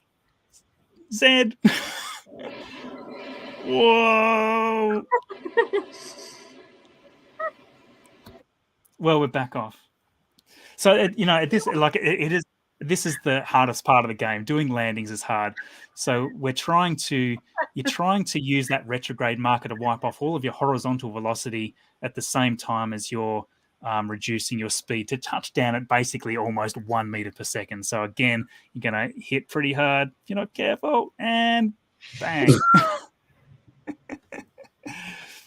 So this is the part that needs to practice, right? So that's why we quick saved. So you can quick load from where we were, and he's you still can alive. keep on trying. He is. He's got safe in his capsule, but he's not going home today. Poor Why did Jeb. you look so happy? He's Jeb. He's happy about all situations. Unless he's completely dead, he's happy about all situations. So yeah, so this is where you can just hit F9 and reload, and you can attempt it again. So load save? Yeah. Okay. Okay. This one. And yeah, whichever one it was. Wow. We were so close. You were close. That was a very good first attempt, Ellie. I tell you what, you should have seen how many attempts I took. But yeah, what you kind of see what you're trying to do is you're trying to the good thing about the retrograde marker is you're trying to zero out your horizontal velocity. You don't want to be moving in any direction. You want to be coming straight down. And you can actually what you can do is you can sort of try to push the retrograde marker towards the center of the nav ball by thrusting in the opposite direction and all sorts of stuff. But I won't confuse you. Just do what you did last time. So be on retrograde right now. Yeah. Oh, we've totally forgot to turn our engines on.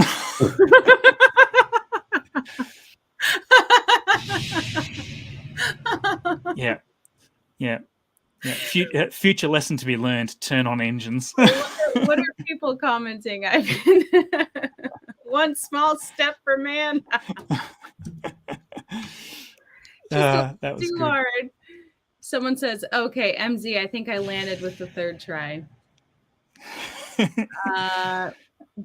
Jebediah is invincible, apparently.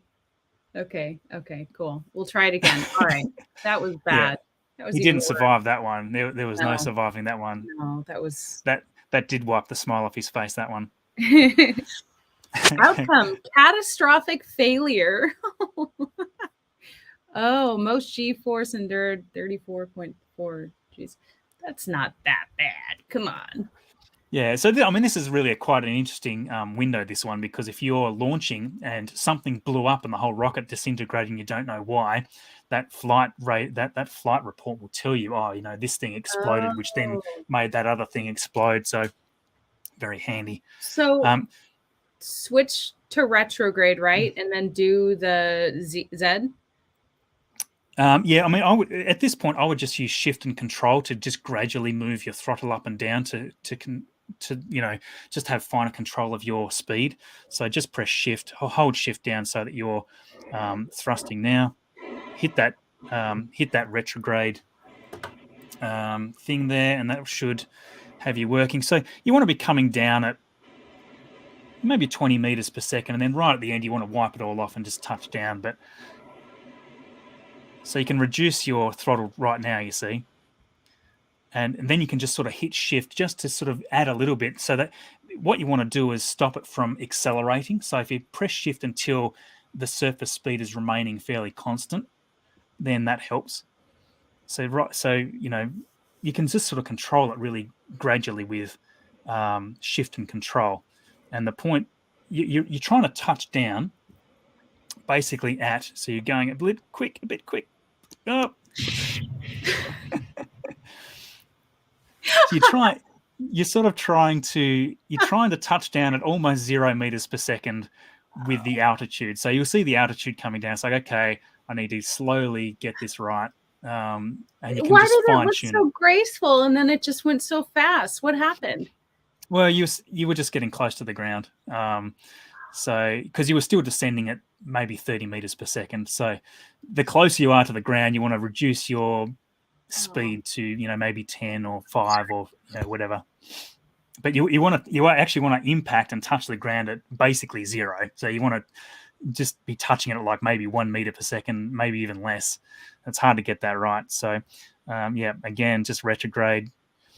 Just use the shift keys and the control keys just to gradually come down. So the control drops it. Oh, okay. Yeah. Those two keys are extremely handy because you can just gradually just tap them and lower them just to keep your velocity constant.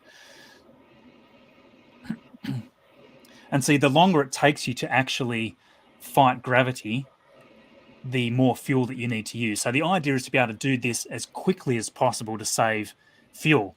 But in this case, we should have plenty. So now you're coming in at say 3.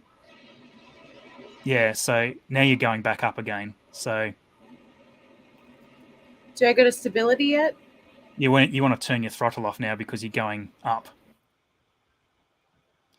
So your surface speed, it could be a little confusing because your surface speed's saying 31 meters per second, but that's 31 meters per second upwards.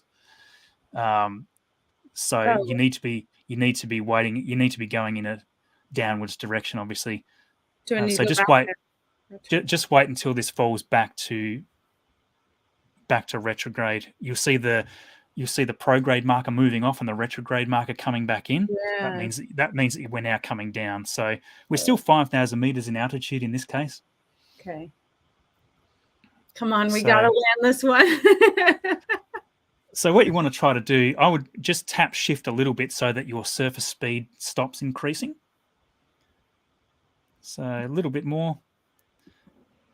That's it. So now you're going to keep descending at about 29 meters per second, and you can, and as you get closer, you want to reduce that to 10. So wait until you get to maybe 2,000 meters, then reduce your surface speed to 10 meters per second as an example. And it'll just make it all a little bit slower and less confusing. It's 26 meters per second, still reasonably quick. Like you can wipe off a fair bit of velocity like that. And when you watch the Apollo landings, they actually came in quite slow and controlled, and they hovered about for a little while before they actually chose their landing spot. It was the most tense thing ever. You can just imagine what it would be like. Because if you touch down a bit hard, you are not going home. You are going to die on the surface. It would be extremely frightening. You might want to just hit the retrograde maneuver node again, just to make sure that we're wiping our velocity, our horizontal velocity. Maybe reduce your throttle just a little bit. We're still 3,000. We're still 3 kilometers in altitude currently. It's looking pretty smooth. Pretty smooth right now. So, the shift and control keys give you a lot of flexibility in how fast you're coming in. But again, the more you're fighting gravity, the more fuel you're wasting, essentially. So if you can come in real fast and just slam the brakes on and touch down perfectly, then that's the best way to do it. It takes a lot of practice to get real good at it. So we're still about 3 kilometers in altitude, coming down a bit quicker now. We're going back to 29 meters per second. You might want to just do a save right here. It's because you can just then that was load. Oh shoot. Actually, you can't save. The rule, I think you can't save while your thrusters are on.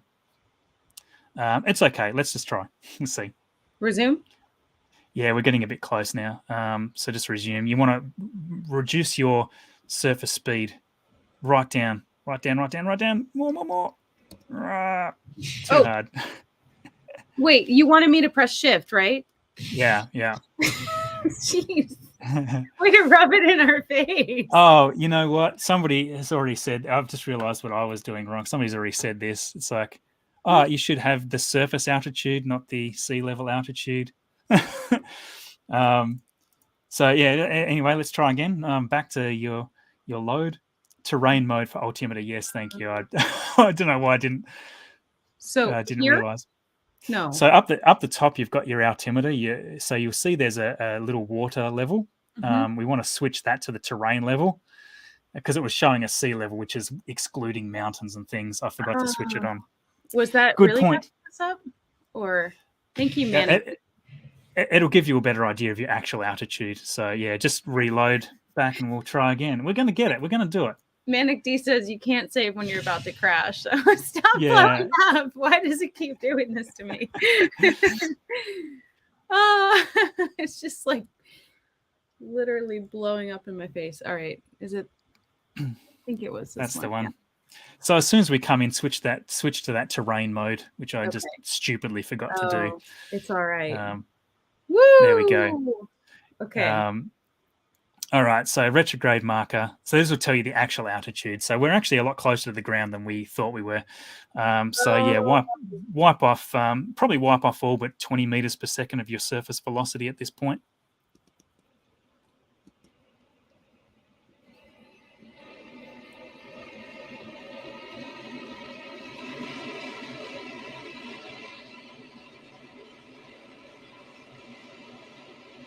That's it. This is looking good. I've got a good feeling about this one. Don't jinx it. So does Jebediah. He's happy. We're all happy. So we're 700 meters off the ground, 15 meters per second. So you want to just reduce your throttle right down. Otherwise, you're going to... So you're actually starting to come back up. So that's okay. We're down again. So again, a little bit of... hit your retrograde button. I would keep it in that mode as much as you can. And so you're going... We're about 500 meters off the ground, so wipe off all the velocity you can and try to keep it at about 2-3 meters per second. How do I? So shift. That's it. 300 meters, 200 meters. That's it. You're doing good. Oh, bit too much. We're going back up. So cut it? Yeah, cut it. How do we go back? Yeah, so we're just going to go back to orbit. No, you're really just trying to keep it to about 1 meter per second just as you're touching down. So the idea is to touch down. You still want to be descending, but you want to be... So as soon as you see those maneuver node markers switch around, so that retrograde and prograde markers switch around on the nav ball, that's when you're going back up. So see, we're slowly descending now. That's it. So again, we're 900 meters off the ground. You want to try to keep it... Yeah, just keep it descending at a nice steady rate like that. So no... We're still 900 meters almost off the ground. So go down a little bit. We're going back up again. Oh. It is quite tricky because the surface speed remains sort of a positive number all the time. So as soon as you start going back up, it becomes a positive number again. Yeah. So it's hard to tell. The only way to tell is to look at your altimeter to know whether you're coming up or down. So we're now, we're still going up. You've still got your engines on a little bit. Oh, shoot! I'm so worried about crashing it. Yeah. So now we're starting to descend again very slowly. Okay, tell me when to hit that shift. You could actually save right now. Okay. Because we've got our and this way you're only doing the last kilometer. It means that we're not doing the whole thing again. So try to keep your descent speed at maybe 10 at the moment. So just add a little bit of... That's it. A little more? No, that's okay. We're still 900 meters up. When you get down to about 200, you want to try to reduce your surface speed to maybe 5 meters per second, just so that it's coming in nice and slowly and gently. We're going to do it. We're going to do it.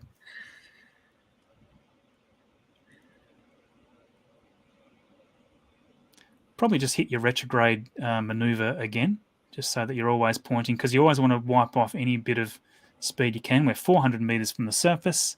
I don't know how much lag I've got. Descending at about 10 meters per second.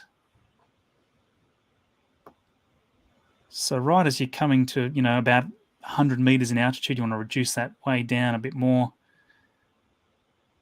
Would that be control? Shift, just a little bit more shift, just to add a bit more thrust to it. You're trying to get it to zero out just as you touch the ground. We're 100 meters up. It's looking good. It's looking good. We're going to land on a hill, which is great.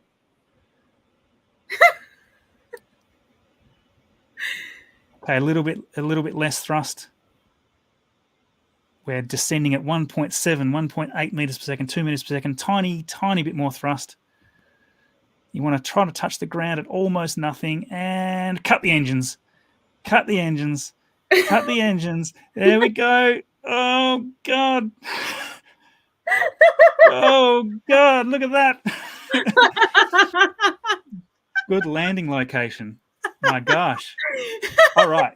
Let's save. Let's save before we topple over, because this is not the best spot to be. Unable to save. Oh, you can't save because we're moving. We're still sliding down the surface. All right, let it go. Hopefully it will stop. Ah, man, I hate hills so much. In reality, this wouldn't happen. You just dig into the sand a bit and you'd stop. But in Kerbal, you'll slide down the bottom of the hill slowly over the course of an hour. Is that why we're... So should I speed it up? Well, no, I don't know, because that might make us topple. Anyway, look, you've landed. That if we had selected maybe a better landing spot, that was flat, we'd be fine right now. So for all intensive purposes, we have landed. If you go over to Jebediah's profile picture, and you'll see a little EVA option pop up. Thank you for the super chat. We did it. It only took how many tries? Oh, no, it's pretty good. Only took 5, didn't it? Yeah. It took me a lot longer than 5 to do it the first time, I'll tell you. Well, I have like a pro teacher on the other side of the world, so wow. Okay. Well, the advantages might not be what they seem. So you can go, if you do. The only thing I'm afraid of is if we EVA, we might actually topple this thing over, and then we have to land again. So our surface speed has dropped to 0.4. You can't. I'm assuming you can't save now. It stops you from saving if you're moving, which is a pest in this case, because it would be nice if we could just stop. But let's answer some questions. Maybe it'll stop. Yeah. Maybe it'll stop moving while we answer some questions. How are we going? I've actually been concentrating too much on the screen rather than the. I know. The chat. Sorry, everyone, that I haven't been addressing the questions. I was trying to, make a landing and not blow up. Yeah. Totally. That totally counts as a landing. That one. That's great. And sometimes, like you could try bringing the landing gear back in and just sitting on the base, but then you run the risk of wrecking your engines and stuff. So it's just worth not looking into. What have we got here? Ellie has landed. Congratulations. We have Roy Williams. I wanted to hear the moon ring. Anthony says, this is the best. Loving it. Thank you for the super chat. I'm glad some of you enjoy this because, Marcus is obviously a Kerbal expert and I am not. So I was at one point. I don't feel like much of an expert these days. Only other better teacher might be Scott Manley. That's absolutely true. Nobody's got more Kerbal experience than Scott. Well, maybe we can have like a group one next time. The KSP guy says, do you think you could hop to a flatter area? Probably could. It takes you've got to be able to land multiple times. If it was me and I was, I'm quite good at landing these days, but I'd hop around and try to find a better spot. How do you hop? Well, you just thrust off again and you land again somewhere else. Should we try it, or is that a recipe? Well, it's probably. I think we can count this as a landing personally. So I think we're okay to go back to Earth at this point. Okay. Too many instructors will make it harder. That's true. That is true. It's hard enough with one instructor, isn't it? Web developer Ninja wants to know, how will Starship handle uneven terrain? You have any thoughts on that? Well, I mean, you're going to have somewhere extremely level to land, and somewhere, and the jury is still out as to whether they're going to have just different engines on the top of the vehicle somewhere that's going to, you know, do nice gentle thrust. Because when you similar to this, what we've just done, you need to have really fine control and low power thrust to touch down nice and precisely and all that sort of stuff. The Raptors are way too powerful for the moon. Even at minimum thrust, really, they're way too powerful for the moon. So that's why we see a lot of the renders with the little engines at the top. They're supposed to be these little landing thrusters and things. We think, it's never been confirmed. It could have just been that they were lights and stuff in the renders, but this rocket's still being developed and designed, so who knows what they're going to actually end up with. The big answer to the question, though, is can this thing land in a way that it doesn't topple over? I mean, yeah, they need to have a very good landing spot, one that doesn't. They don't want to land in a heap of powder and just end up tilting over either, because that's awful. So you need a very solid surface. In my mind, it needs to almost be proven to be a nice solid surface. You almost want to have a landing to prepare the surface before you bring Starship in, but there's no plan for that either. So yes, I wish I could answer that question. I agree that it seems very odd to have a huge tall vehicle come down on a surface that hasn't been landed on for a long time. Yeah. And just they would be certainly wanting to do cargo missions first. You just have a few cargo missions come in, test out the process, all that sort of stuff before you put humans anywhere near it. And by then, hopefully, there would be robotic vehicles that are going and making sure that everything here with the landing spot's flat, and maybe it's also moving some of the regolith away. I don't know. I wish I did. That would be great. Well, we still haven't officially landed. We still haven't. We're doing 0.3. Oh man.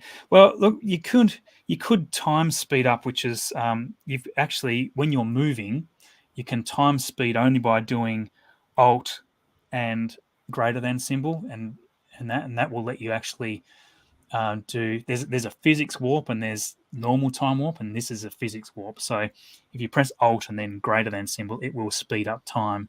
Cannot warp faster than one time while moving over terrain. You can with physics warp though. Which ones? I don't see an Alt key here. Or is it Alt or Control? That shows how much of a noob. Maybe is it Option or Command? Command. Yeah, sorry. Yeah, there we go.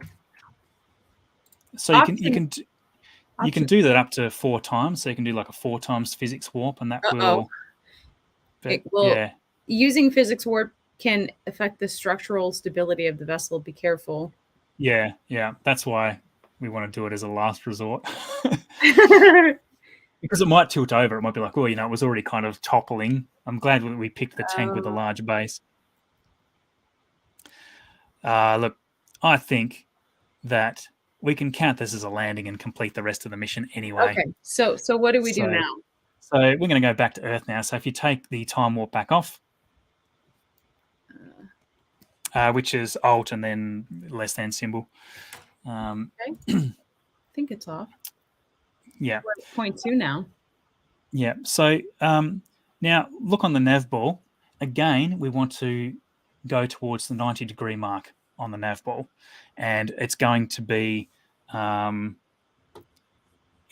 actually can't see it because I've got a text chat over the top there. Maniac D though says KSP2 comes out in February. Wonder whether multiplayer will be possible that early. That's a really good question, because I love the idea of multiplayer. It's never really officially been in the game. There were some mods that allowed it to happen, kind of. But yeah, I would love to just do this and play with a couple of people. You've got a few missions and you're trying to dock 2 different vehicles together. It would be really fun.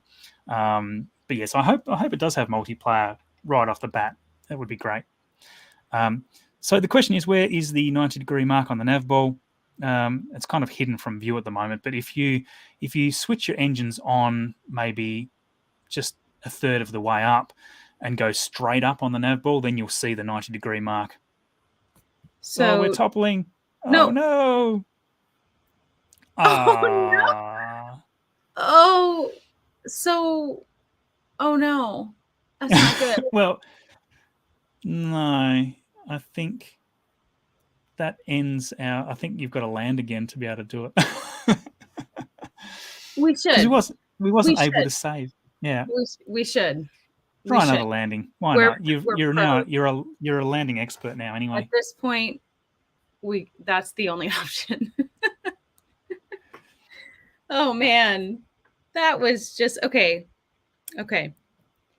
So retrograde. What you could do is you could turn and you could blast off in another direction and see if we can come down in a better spot. Oh, how Just turn so any like direction deep? and just go full thrust and we'll end up somewhere else. Why is it not doing D? Oh. That'll do. Yep. And then turn retrograde. So just cut your thrust and turn retrograde. And we'll try doing another landing again. Is this correct?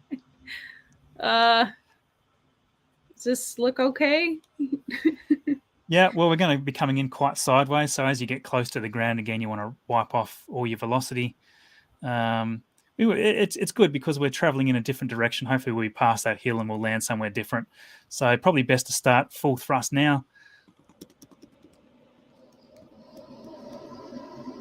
Full thrust. We're coming in a bit quick. Just reduce it down to like 10 or something. Yep, stop, cut it. Yeah, you're going back up. Cut. No. Well, that's okay. We're going to be coming down much more vertically now, so that is okay for landing. Good. For some reason, when I hit a certain, maybe I'm hitting the wrong button, and then it has like a pop up for some Mac dictation thing. So okay, there's right, a lot of right. moving parts over here. This is Yeah, not the optimal setup here. Okay, So hit your retrograde maneuver and just add some thrust because you're pretty close to the ground still. Yeah, you want to bring that surface speed right back down to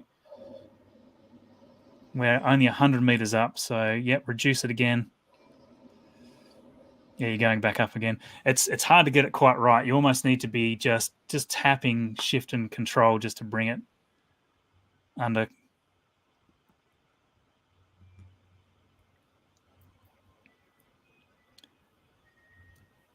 And we're still going up. Have you still got?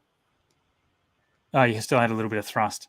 Mm-hmm. Just cut your engines entirely there.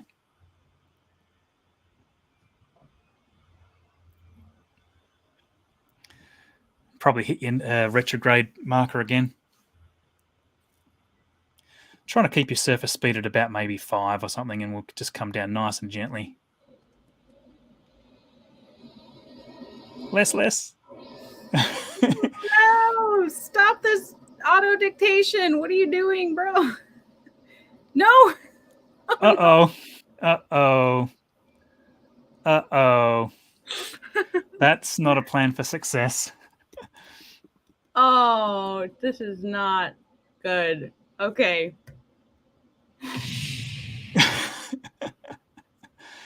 That didn't go to plan, that one. I don't know why I changed it. I am so glad this is a game. Yeah. All right. Is it going to give me my report? I think it was pretty obvious what happened. Zach says maybe you can disable auto dictation. What's auto dictation? Is that something that happens when you press a key lots of times? Yeah, maybe it is.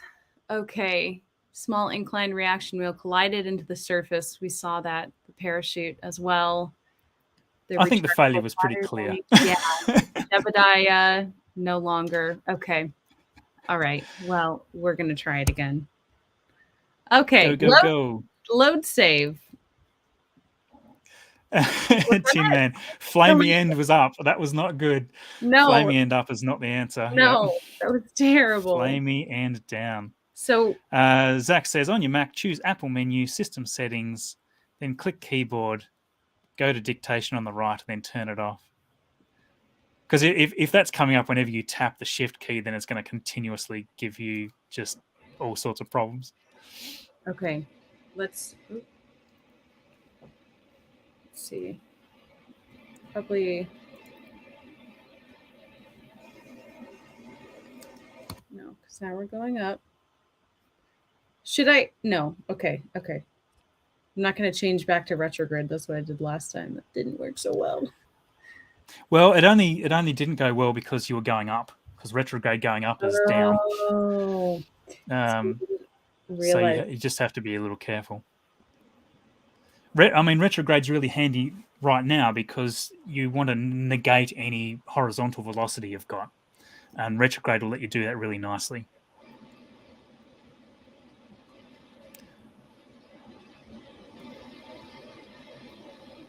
Going back up.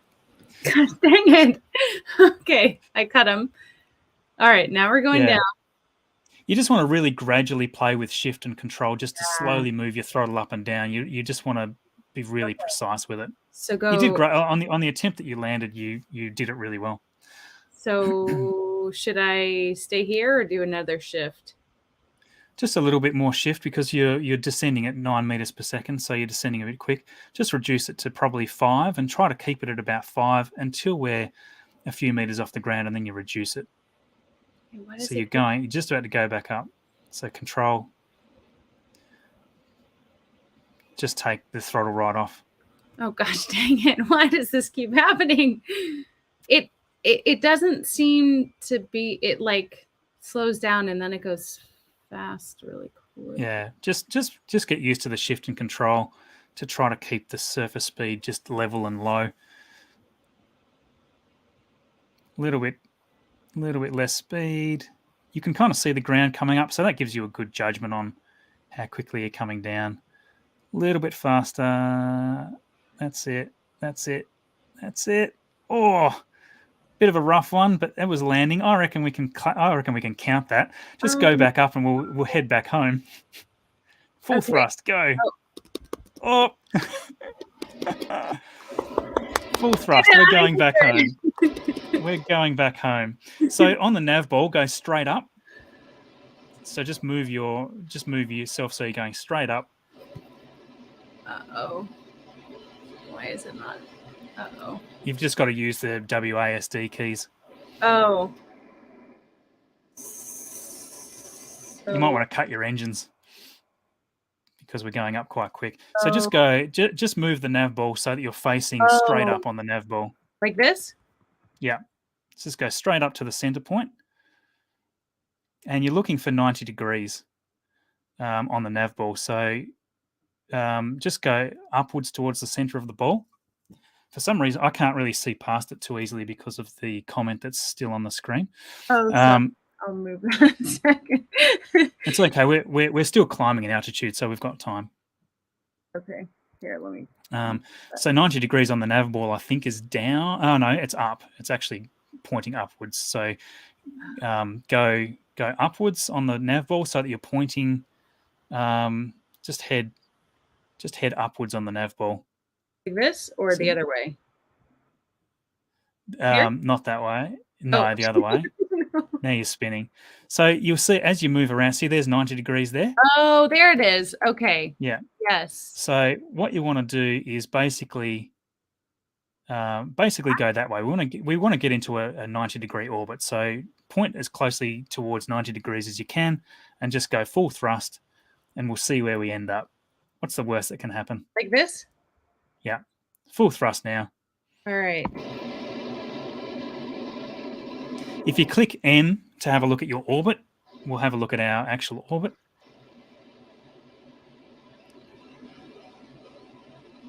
And you might want to point just up on the nav ball because we're going down a little bit, I think. So sort of come more towards an upper altitude. So reduce your, just head upwards along that line so that we're climbing again. So sort of head more. Yep, keep going up that line. We need to be climbing, otherwise we're going to smash into the ground. Yep, that's pretty good. And stop. That'll do. That's it. So you'll see if we scroll into the moon there, you'll see that we've got our apoapsis again. So we'll have a max altitude of roughly whatever that works out to be. If you right click the AP, that'll tell you, oh, we're on a big angle. We can live with that. So 8,000 meters, maybe do a little bit more, just a little bit more thrust. Try to get it up to about 20. That should nearly do it. If you right click, it'll stick there. So that'll do. And then if you warp up to the AP, then we're going to head back to Earth in a minute. Should I do that? Warp up? Yeah.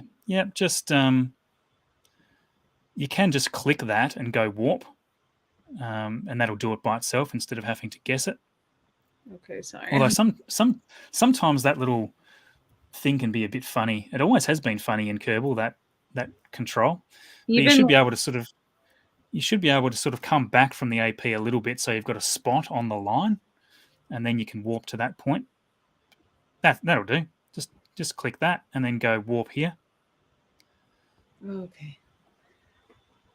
And we're going to come back to Earth. We've got plenty. We actually do have a reasonable amount of fuel left. Now you want to face prograde on your marker. So where we were doing retrograde, go prograde. This is going to be accelerating us further, and then just burn now until we get into orbit, and you'll see that happen as soon as it changes, and cut. That'll do it. So now we're in orbit, and if you scroll to the opposite side of, just scroll so that the moon is like top down, so you can sort of see it compared to the line. So you've got an orbit there. So right on top of it, so you can sort of see the full circle. Yep, that's perfect. Now, to get back to Earth, what we have to do is we need to thrust backwards. We need to escape the moon's sphere of influence in a retrograde direction. So we want the moon's actually moving off towards the left of the screen right now. So we want to actually be ejecting from the moon out to the right. And what that's going to do is slow us down at the same time, and it's going to let us re-enter the Earth's atmosphere. Whereas if we went the other direction and we sort of shot off as in the direction that the moon is moving, we're actually going to end up, we'll end up going further out towards Mars or something. So we actually want to reduce our velocity relative to the Earth, or to Kerbin in this case. So whenever we want to do that, we want to plan our maneuver on the opposite side. So we're going to be coming around. We're actually going in an anti-clockwise direction here. Okay. So if you put we call it counterclockwise. Not in Australia, you don't. Counterclockwise. Counterclockwise. Yeah, counterclockwise. Right. So we can say that.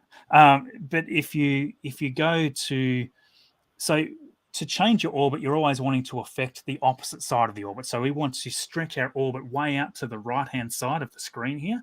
And so we have to do our burn on the left-hand side of the orbit. So if you place a marker, a maneuver node around around there somewhere should about do it. So if you place one there, add maneuver, we're going to do a prograde burn in this case. So if you plan it by just dragging it out, and you might just want to zoom right out so you can see Kerbin at this point.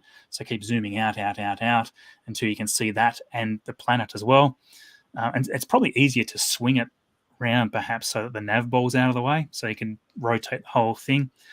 That'll do. We can kind of see what we need to there. So if you click on that maneuver node, you can still drag the planner out. Oh, no. It's kind of hard to get everything in screen, especially on a small screen. Yeah, and especially on a Mac. Yeah. Okay, I might need to go back in there. If you just click the maneuver marker right now, it'll bring it back up, and it's fine. Oh, okay. So just again, like we did before, just drag your prograde marker until you see it stretch out. Just do it nice and gently and slowly, and you'll see it. Whoop, we need to come back. We actually need to do the retrograde marker to bring it back now. Oh, here? No, here. Yeah, on the maneuver planner. Oh gosh, what's that thing? No. This is new. This is new to me, this alarm clock thing. So cancel all that, whatever that is. Okay. Get out of there. No, get out of here. Oh, here. Okay. Oh, man. How do you get rid of it? Oh, there we go. Okay. You know what? We can probably eyeball it easier than actually playing with this, because this is actually really hard on a trackpad. You've got to be really precise with the movements that you make when you're dragging those things. So just time warp to the maneuver. We've got plenty of fuel. This is not the most efficient way to do it. Everybody we say, oh, you should have your orbit lined up and you should be placing your maneuver in a slightly better area. There's more efficient ways to do it. We're just trying to get back home. We've got plenty of fuel. So when should I? Just press that green fast forward button on the maneuver planner again, and that'll take you around. And then what we're going to just hit X. We're not even going to worry about the maneuver at the moment. Just kill that off entirely. So just press the X on the opposite side of that little planning thing there. again. Okay. Yeah. So we're basically in the right spot. So just turn your engines on to about 1/3 at the moment. Actually, just kill the thrust and just do a save. Okay. Because I could still totally screw this up on you. Okay. Yeah. Okay. So what we want to do is just as soon as you see the blue mark escape the moon, so you'll see it'll go back into like a flyby maneuver. As soon as you see that, just cut your engines. So turn your engines on until the orbit stops being an orbit, basically.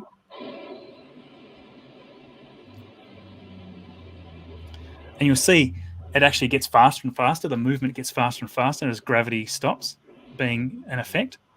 And stop. Yep. Okay, so scroll right out now. What we want to do is actually change view back to Kerbin so that we can see roughly where we're coming in. So this is going to leave us with quite a high orbit around Kerbin, as you can see from that yellow line. Yeah. But what you want to do is click on Kerbin. Just double click it. That might do it. That's it. So go. Just press escape on that little thing that just popped up. Okay. Now zoom right in. Oh, here we go. Okay. So just zoom out a little so that you can see the orange orbit. And what we're going to do is you're just going to tap shift just a little bit, just like we were landing. We want to reduce the orbit so that it actually intersects with the planet. We're actually going the wrong way. So cut that. Go retrograde instead. Like that? Yeah, and then just hit that very, very slightly and gently. So see how our orbit's now reducing.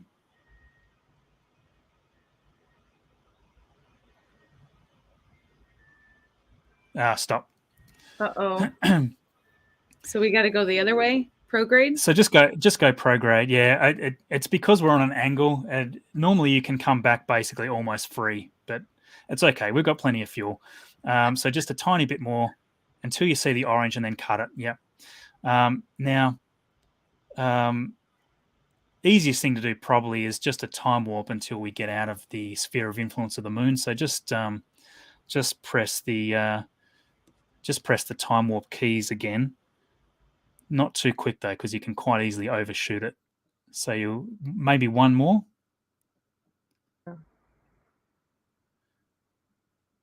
One more.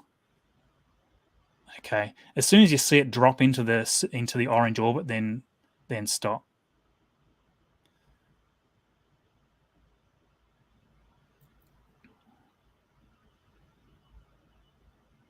Yeah. Keep going a little bit.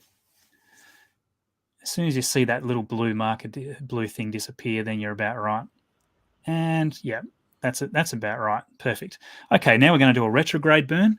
The best place to do a retrograde burn is at the apoapsis, because you're going to reduce the opposite side of that orbit down. You could do the same thing on the other side, but you've got more to do because you're higher up on this side. So retrograde burn, we want to bring that periapsis on the opposite side right down to intersect with the almost with the lower atmosphere. So we want to bring it right down to about 30 kilometers.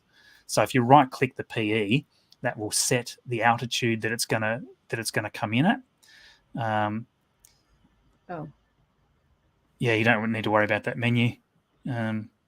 If you is it right click or left click? Can't remember. Just so that it stays on screen. That's it. I think you've got it. And then just escape that thing whenever it is. Oh no. You could probably do a quick. Oh, here it is. Right? Yeah. Okay. So Okay. we're currently the altitude there's 4 million. 4 million. What is it? 4 million meters. Meters. Yeah. So just burn on the retrograde until you get it right down. So and use just shift burn if it's a little more slower, or use Z. Yep. Yeah, shift is fine. It actually takes quite a bit of velocity because we didn't really plan this part of it very well. So it's quite a big burn to do this. In fact, it gets slower as you come in because it takes more and more velocity to reduce the orbit. So you can probably thrust a little bit quicker and then slow down as it gets close. Am I cutting it near the surface again, kind of? Yeah, just wait until you're maybe 100 kilometers out and then cut it, and we'll just fine tune it at that point. So 1,000 kilometers up. Still got plenty of fuel. We had heaps of fuel for this.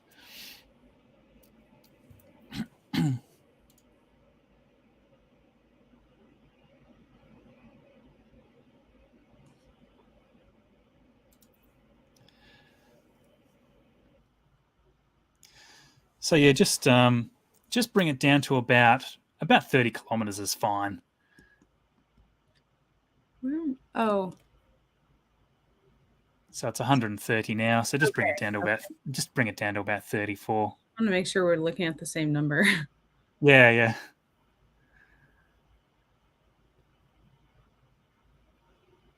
And yeah, that'll do. That's fine. We just have to be well within the atmosphere. We're not going to be able to escape when we hit the atmosphere that hard. Maybe just bring it down to an even 30 just to be doubly sure. That's it. That'll do. That's fine. All right. So do a save, and we're coming back home. Hopefully in one piece. We did bring a heat shield. Yes, we did. Yes, we did. Right, so you now want to. You could probably switch back to regular view. You don't need a map view anymore. We're committed. We're committed to re-entry. Just move your viewport around so that you can see your vehicle and Kerbin at the same time. Yeah, there we go. Keep spinning around it. I think it was just coming in on the right hand side there, left hand side rather. There it is.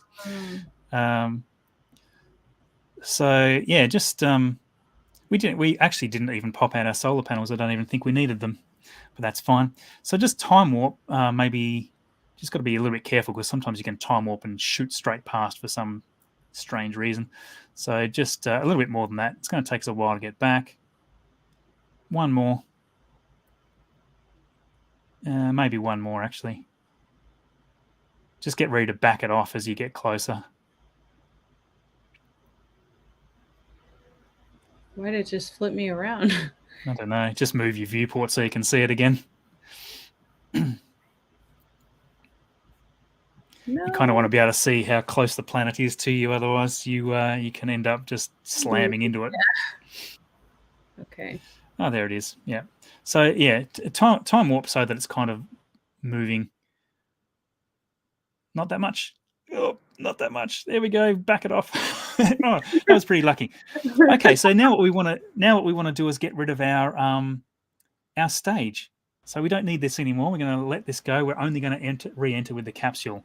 Now, the best thing to do is to actually rotate your vehicle so that it's sideways, and you can do that just with one of the two triangle maneuver buttons. So the two triangle ones are your normal and anti-normal ones on the left of your nav ball there. So if you click on one of those, it'll turn the vehicle sort of sideways in relation to the direction that you're moving, right? This one? So click on it. Yeah, click that.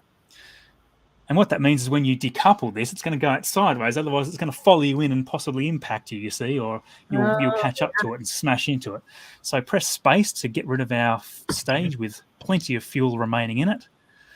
Uh-oh. Goodbye. It's a good lander. I like that lander design, nice and stable at the bottom. Helps if you don't land on a hill like we did, but that's okay. And you have to face now in a retrograde direction because you want the atmosphere to be hitting the heat shield, not the front of your rocket with the parachute. And you can time warp now to just time warp gradually so that we can get to the atmosphere and we're coming back home. And for anybody, I suppose anybody that's watching that finds this interesting, Kerbal Space Program is one of those things. Like I wouldn't have a channel without this game, and I also wouldn't have an interest in the orbital mechanics without this game. Because when you're playing it, what you tend to find is, you've got to learn how to do these intercepts. You've got to learn, oh, okay, I need to burn on this side of the orbit to stretch out the opposite side of the orbit in terms of, so it's very interesting. And then when you watch a real mission, it's like, oh, I know exactly why they're doing that. They've got to do this burn on the opposite side of on the moon so that we can, or as we're passing the moon, so that it can stretch out or reduce the opposite side of the orbit. So it's all very interesting. It's all very interesting. And as we get in close here, we should see the re-entry start to happen. So you're pretty much safe to time warp right in. You can pretty much physics warp like we were doing there, and that'll just enter a little bit more quickly, because it takes a while to get through otherwise. Oh, there we go. We're moving at 3,000 meters per second, a reasonable clip. And again, this is totally out of scale with real life. In real life, so Kerbin, just out of interest for people, is 1/10 gravity to what we have here on Earth. So everything's 1/10 gravity. So you need much less velocity to get to orbit. The actual planet is, not 1/10 gravity, the 1/10 scale. So Kerbin's like a 1/10 scale of the Earth. And because of that, the gravity is lower. The orbital velocity that you need is much, much lower than in real life. And you can actually install all of these mods to make it full-on realistic. So you can put on the realism mods to make it the full scale Earth and the full, but it makes it much less fun because everything takes so much longer. Okay, so as our altitude comes down, we're safe to pop out our parachute. So space one more time, we'll have the parachute come out. At what point do you want to pop that out? It'll pop itself out. Oh, okay. As it gets to 500 meters or so, it should pop itself out. Oh my God. Just take your physics off. Jeez, I thought it was going to come out a lot sooner than that. That was like breakneck. Are we going to land on a hill? No, we're pretty good. So here we are back home after our moon mission. We landed. Jebediah is alive. Well done, Ellie. We did it. And that's kind of the basics. So, if you're playing the full career mode, you have to unlock each of these parts to give the ability to do more and more stuff, and you can get more efficient engines and all this sort of stuff. So we kind of we sort of just went straight through the ultimate parts list there to make a vehicle very simply and easily. But yes, if you're doing career, the first step is to get into orbit and then return, and then the next step is to get into a certain type of orbit and return. And it's just incredibly fun learning how to change inclinations and all this sort of stuff. So if you need to get into a specific polar orbit, you need to launch in a different direction, and you need to adjust your inclination at certain points in your orbit to exactly match the parameters of this mission. So it becomes really quite interesting, and you get to learn a lot about orbital mechanics. We didn't even cover things like when you would use radial burns versus normal burns and anti-normal burns and all these sorts of things, which is just different ways of saying, look, you're facing different directions on your nav ball. Right. So interesting. If you burn sideways, you're changing the future of your orbit in a certain way. But because you're already moving at such a big velocity, it doesn't change in the way you think. It sort of skews it in a way that isn't immediately intuitive until you know what you're doing. And you then have to set targets and intercepts, and it'll tell you the relative inclinations, and you've got to try to match them back up. All sorts of really cool stuff. But that's lessons for another day. The good thing about about doing a moon mission is everything's on the flat 90-degree plane. So you can launch at 90 degrees, you can land at 90 degrees, you can then retake off at 90 degrees on the nav ball if you're roughly in an equatorial plane, and you can just come straight back. You can do all that really without knowing anything about inclination or anything like this. Yeah. So yeah, it's very fun. What is like the hardest mission that you've done? Oh, the Eve missions are always the hardest because it's almost like a Venus type planet with super gravity. So it takes a ridiculous. If you want to land on Eve, it's super thick atmosphere, and you need to land on it with a vehicle that can retake off through a thick atmosphere at like huge velocity, and that's damn near impossible. I think I've only ever done it once, and after that I was like, I can't be bothered trying to do that again. Really? Oh my Yeah, gosh. it would be like taking off from Venus or something like that. It's basically impossible, but you can do it if you've got a big enough vehicle to do it with. So that's a lot of fun. But some of the more rewarding missions, I think, you go out to like the Jupiter-ish planet, which is called Jewel, and they've got like all these moons. And one of the missions is to do like the Jewel 7, where you got to do flyby every single moon and then return. Like incredibly complex to try to line it all up, and doing all sorts of gravity assists and things like this, which is just really cool. But yeah, for anybody that hasn't played this game before, it's just super fun. Yeah, it's a great way to I miss learn. it. Yeah. Yeah, I do miss it. I would if I knew that the audience that I've got wouldn't dislike it. It tends to be that if you mix content, it ends up not being a rewarding thing for the channel. So, but I have considered just twitching YouTube, KSP stuff from time to time. The problem is I just don't have time. I'm so busy with making the normal content that it's near impossible to fit anything else in. So, we've got another video coming on Tuesday after having just published the one, a little more than 24 hours ago or 48 hours ago. So yeah, flat out. Yeah. And you have a team, right? That helps you. Oh yeah. And that's the thing. Like people say, oh, you're so busy. It's like I've also got my good mate Adam in the UK, and he's basically working full time. All the time. So, and I've got the team, I've got Brenton, I've got Brendan, I've got Wilco, a bunch of people that are working with me as well, just on a part-time, more casual, as much as they would like to work sort of basis around their normal jobs and things. And Tiago's another one of my editors in the UK as well, who works alongside Adam. Like it's a pretty big team to support now. So all the patrons and all the views and sponsors and all this sort of stuff, like it's super required. Otherwise, I just can't do it. And I'm really blessed to be able to be in the position that I'm in. So thank you to all my patrons who happen to be here. Yeah, you still have another job, right? I don't anymore. No, I'm doing this full time now. Oh, okay. Because last time we talked, you were doing it like one day a week. Yeah. No, I sort of stopped that. How long ago did we chat? I sort of stopped that earlier this year. So okay. Yeah. Remind us what your background is, or what you were doing. I was a web developer doing programming and Kerbal Space Program content. Doing web developer MySQL content. I was trying to say, using PHP and a few of these languages and that sort of thing. But yeah, so I was getting more and more engrossed into the channel. Which meant I had less and less expertise in what I was doing, which wasn't fair for the role I was doing. You want to make sure that whoever's working for you on some pretty intricate programming is doing it all the time and is a real expert in it. And I was becoming less and less of an expert as I moved over to doing YouTube stuff. So yeah, at some point I was like, look, that's not enough. I'm not really being fair at this point. So yeah, it was then full on YouTube, and all of the fun that comes along with that as a thing. Yeah, so, we were kind of talking about that the other day. It's like it's a different reality maybe than most people expect, and it can be kind of stressful.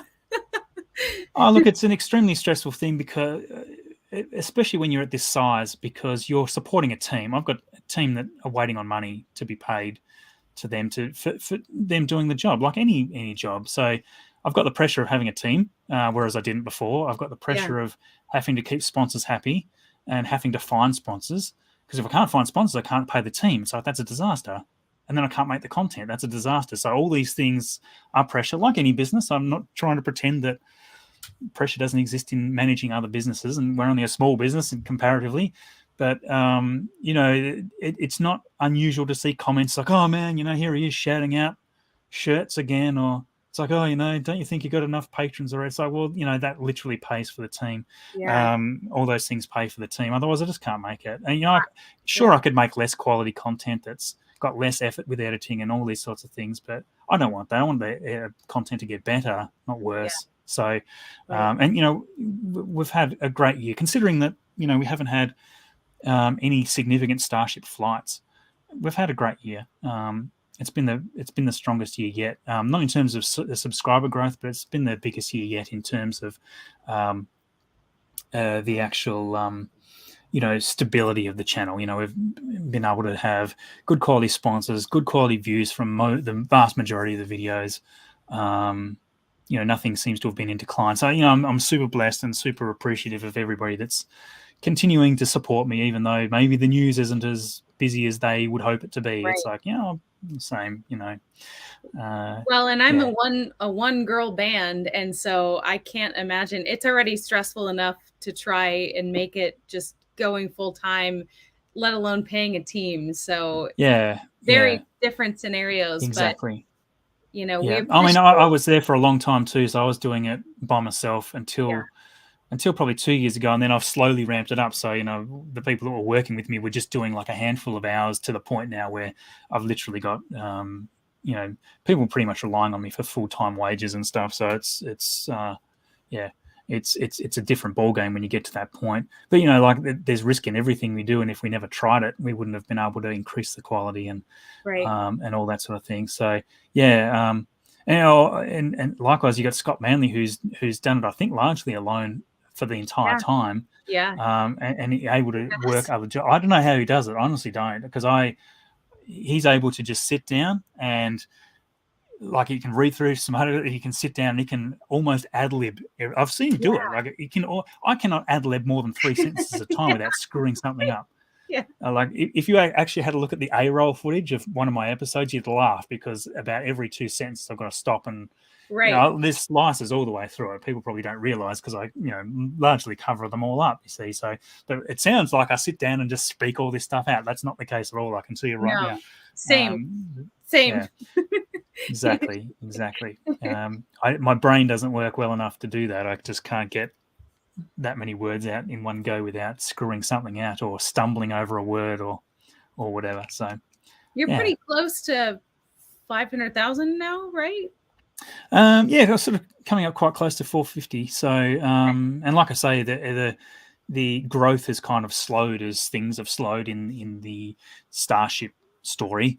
In that regard, as long as everything's still moving forward. But we're also losing subscribers all the time as well. So when you've got growth, you're also losing a big chunk. So we might lose a third of the subscribers that we gain in comparison. So if let's say I gain 4,000, I've probably lost 1,500 or something like that. Oh, And so it's just the natural cycle. I shouldn't feel bad if I lose 5 subscribers. No. Look, you're going to people are naturally going to lose interest with this and move on to something else that they're interested in, and that that's fine. I mean, obviously, we appreciate everybody that wants to stick around, and just because, in my opinion, the entire industry is interesting, not just the Starship stuff. There's great, interesting things to talk about every week. So if you love space and you just want to know stuff about it, so it might be that there's a little bit less attention paid to the Starship specifically these days, and that's fine. We've got great things like Orion and James Webb and all these amazing things that have happened. Like, it's been an incredible year when you really look at the bigger picture. It's great to and do you that. do touch on like more than just Starship. Obviously, you're covering relevant space news of the week, so I'm sure that's helped. That's right. Yeah, we're typically about, it might be like a third Starship, somewhere between a third and a half Starship in an episode. Typically, it depends how much there is to sort of dive into and how busy a week it's been. But almost every story, every launch has got something interesting about it. Something interesting about the payload, or some new experiment, or they're now trying to measure something like laser communication systems that they're tinkering around with that hasn't been done before. There's always interesting stuff. Like, you can talk about space all day if you if you know enough about it. So well, there's so much going on. You can't yeah, even you can't cover it all, as one yeah, person, which is yeah. I mean, it's been an absolutely record-breaking year in almost every way you can imagine this year. Even from the sheer volume of launches, and SpaceX alone have launched more than a mission every week. Like right, they've right. never done that before. And, there's always something to talk about with each and every one of those. And the boosters and how many times this one's flown and why they've expended this one and why that's a super synchronous orbit instead of a regular sort of orbit that we see more often. And it's so interesting to me. I love it. So I'm curious. You were saying that you were teaching your kids how to play Kerbal. How do they do on it? We're still getting to the point where we can get to the moon, because they're a bit younger. So my youngest is the one that I'm kind of teaching. He's only 10, so he's kind of trying to understand just the basic orbit stuff. So yeah, there's kind of a point, I think, where it clicks. There's like a clicking point in terms of orbital mechanics. So it's like, right, that's why. So you burning backwards actually reduces things on the other side of your orbit. So everything's kind of almost it's almost like a mirror type effect. You do your maneuvers here and it affects things over there. Right. So it takes it, like, it's not easy for a young mind to kind of understand that. In fact, I even remember struggling to understand it when I was doing it, 10 years ago. So yeah, I'm all a lot of curious. fun. I took a poll on my Twitter and like only 20 something percent of people had ever seen a rocket launch. I forgot. Have you seen a rocket launch in person? Yeah, I've seen one, Okay. but for a Okay. distance. But it's one of those things where the opportunity doesn't come up very often in Australia. And actually, Exactly. there's an interesting company, Gilmore Space in Australia, who I mentioned a couple of weeks back in an episode, who are testing out rocket engines, and they're going to be launching their own. This is a commercial rocket that they're developing for Australia. It's kind of something in between, say, Rocket Lab and Firefly sort of size, and using proprietary engines and things like that. So that's actually quite big news for us, who's never, we never get the opportunity to launch anything. So, Right. it'll be nice if Australia finally can get some sort of space agency, even if it's a bit small. Like, I really love Rocket Lab, and they're in New Zealand, and we've always got a fun rivalry with New Zealand. Especially in things like sporting events, cricket and what, are always rubbing each other up. But to see that New Zealand's got a great rocket and all this great coverage, and Australia's doing nothing, even though we're much bigger, is like a sad thing. Yeah. for me. It's like, come on, Australia, you could at least try to compete with Rocket Lab and New Zealand over there. As great as they are, it's like, we need to have some form of industry down here, because there's just nothing. But hopefully soon. They're planning on launching next year. And so how So far will this Gilmore be from where you are? Because I know you're they're in Tasmania. Queensland. Oh, Yeah. They're actually very close to Brendan Lewis and Tony Bella, cool. who, I was in Queensland in October, the start of October, to meet those in person for the first time, finally, after several years of working with them. So that was a great trip. And Gilmore is very close to them up there near Brisbane and stuff. So fun stuff.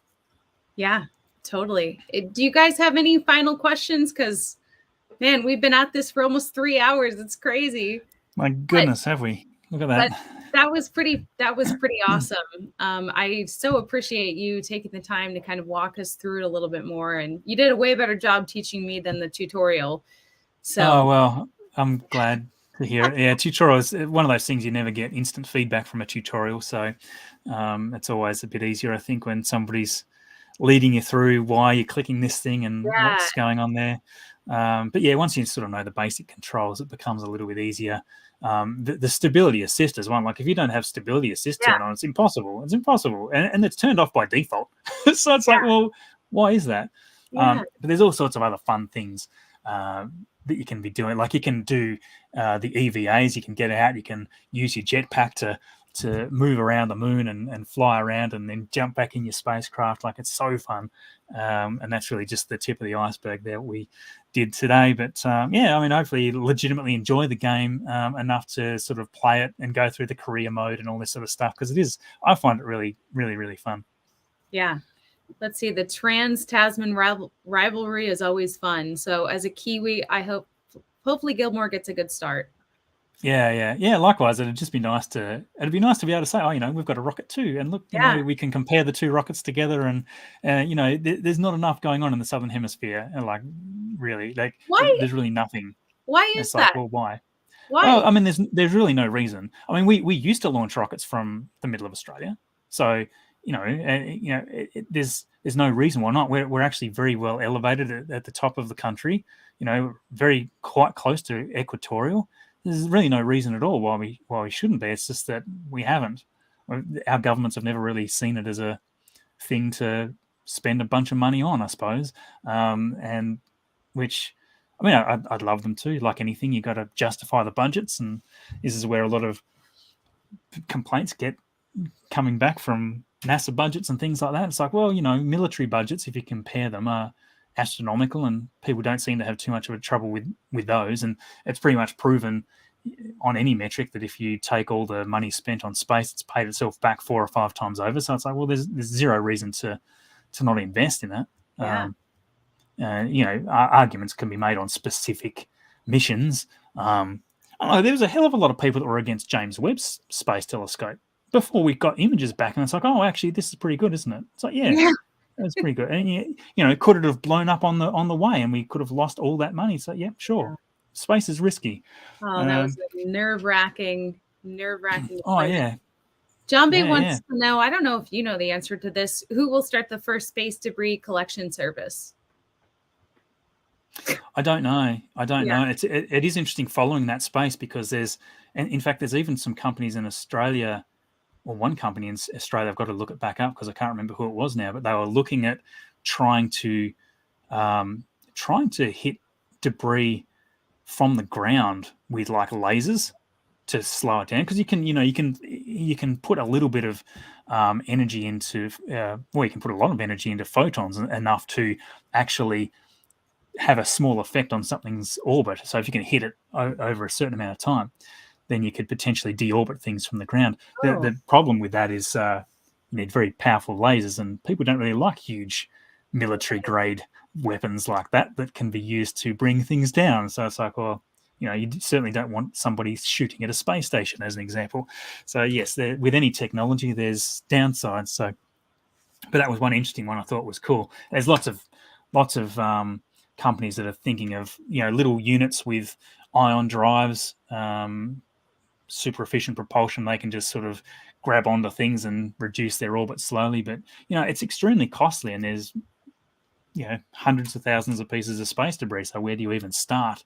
I suppose the important thing to do is start, so the technology can evolve.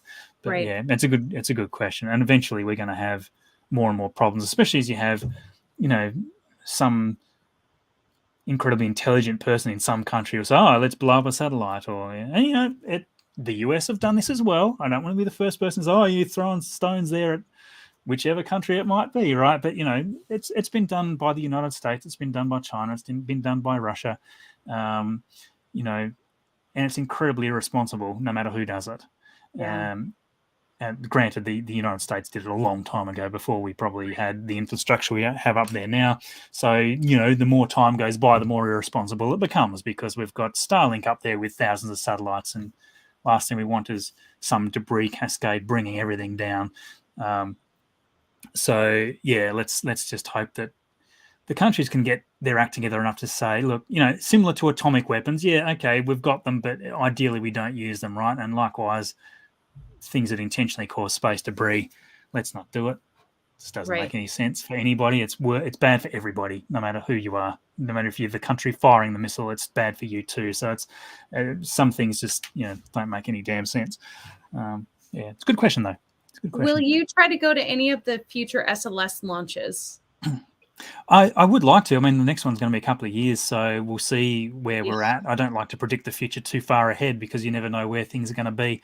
We're definitely coming to Florida at some point. I can Yeah. guarantee that. And yeah, it'd be great to catch up with you all finally in person Yeah. instead of streaming from the other side of the world. Yeah. Yeah. Everyone will recognize you there. Or Yeah. at least a lot of people will. Yeah, well, that's going to be really bizarre for me because I'm not used to that at all. And I'm actually really, I'm quite a private person. Like, I don't really like big gatherings and things. It's not really my sort of thing. I'm a little bit more introverted than maybe some of the other YouTubers that cover this stuff. I love meeting in small groups and that sort of stuff. So yeah, it'll be interesting when I get the opportunity to be running into all these people. It'll be great. Yeah. Hopefully you like it. Well, Oh, I'm Marcus, sure I like it. I'll definitely love it. It's just it's going to be out of my comfort zone. Let's say. and then you can fly home and get away. Yeah. Yeah. Well, thank Yeah. you so much for spending No time worries. with us, and hopefully you guys all learned something. But yeah, this has been awesome, and I think I'm gonna head out because I think No problem. it's almost time for dinner here with the family. Yeah, almost lunchtime here, 12 p.m. So Yeah, I'm going to have something to eat as well. yeah, Opposite side of the day, pretty much. I But know. yeah, no, it's been fun. Awesome. Well, thank you so much, and thanks to everyone. I'm gonna log off now. No worries. Ending Bye, everybody. broadcast. Thank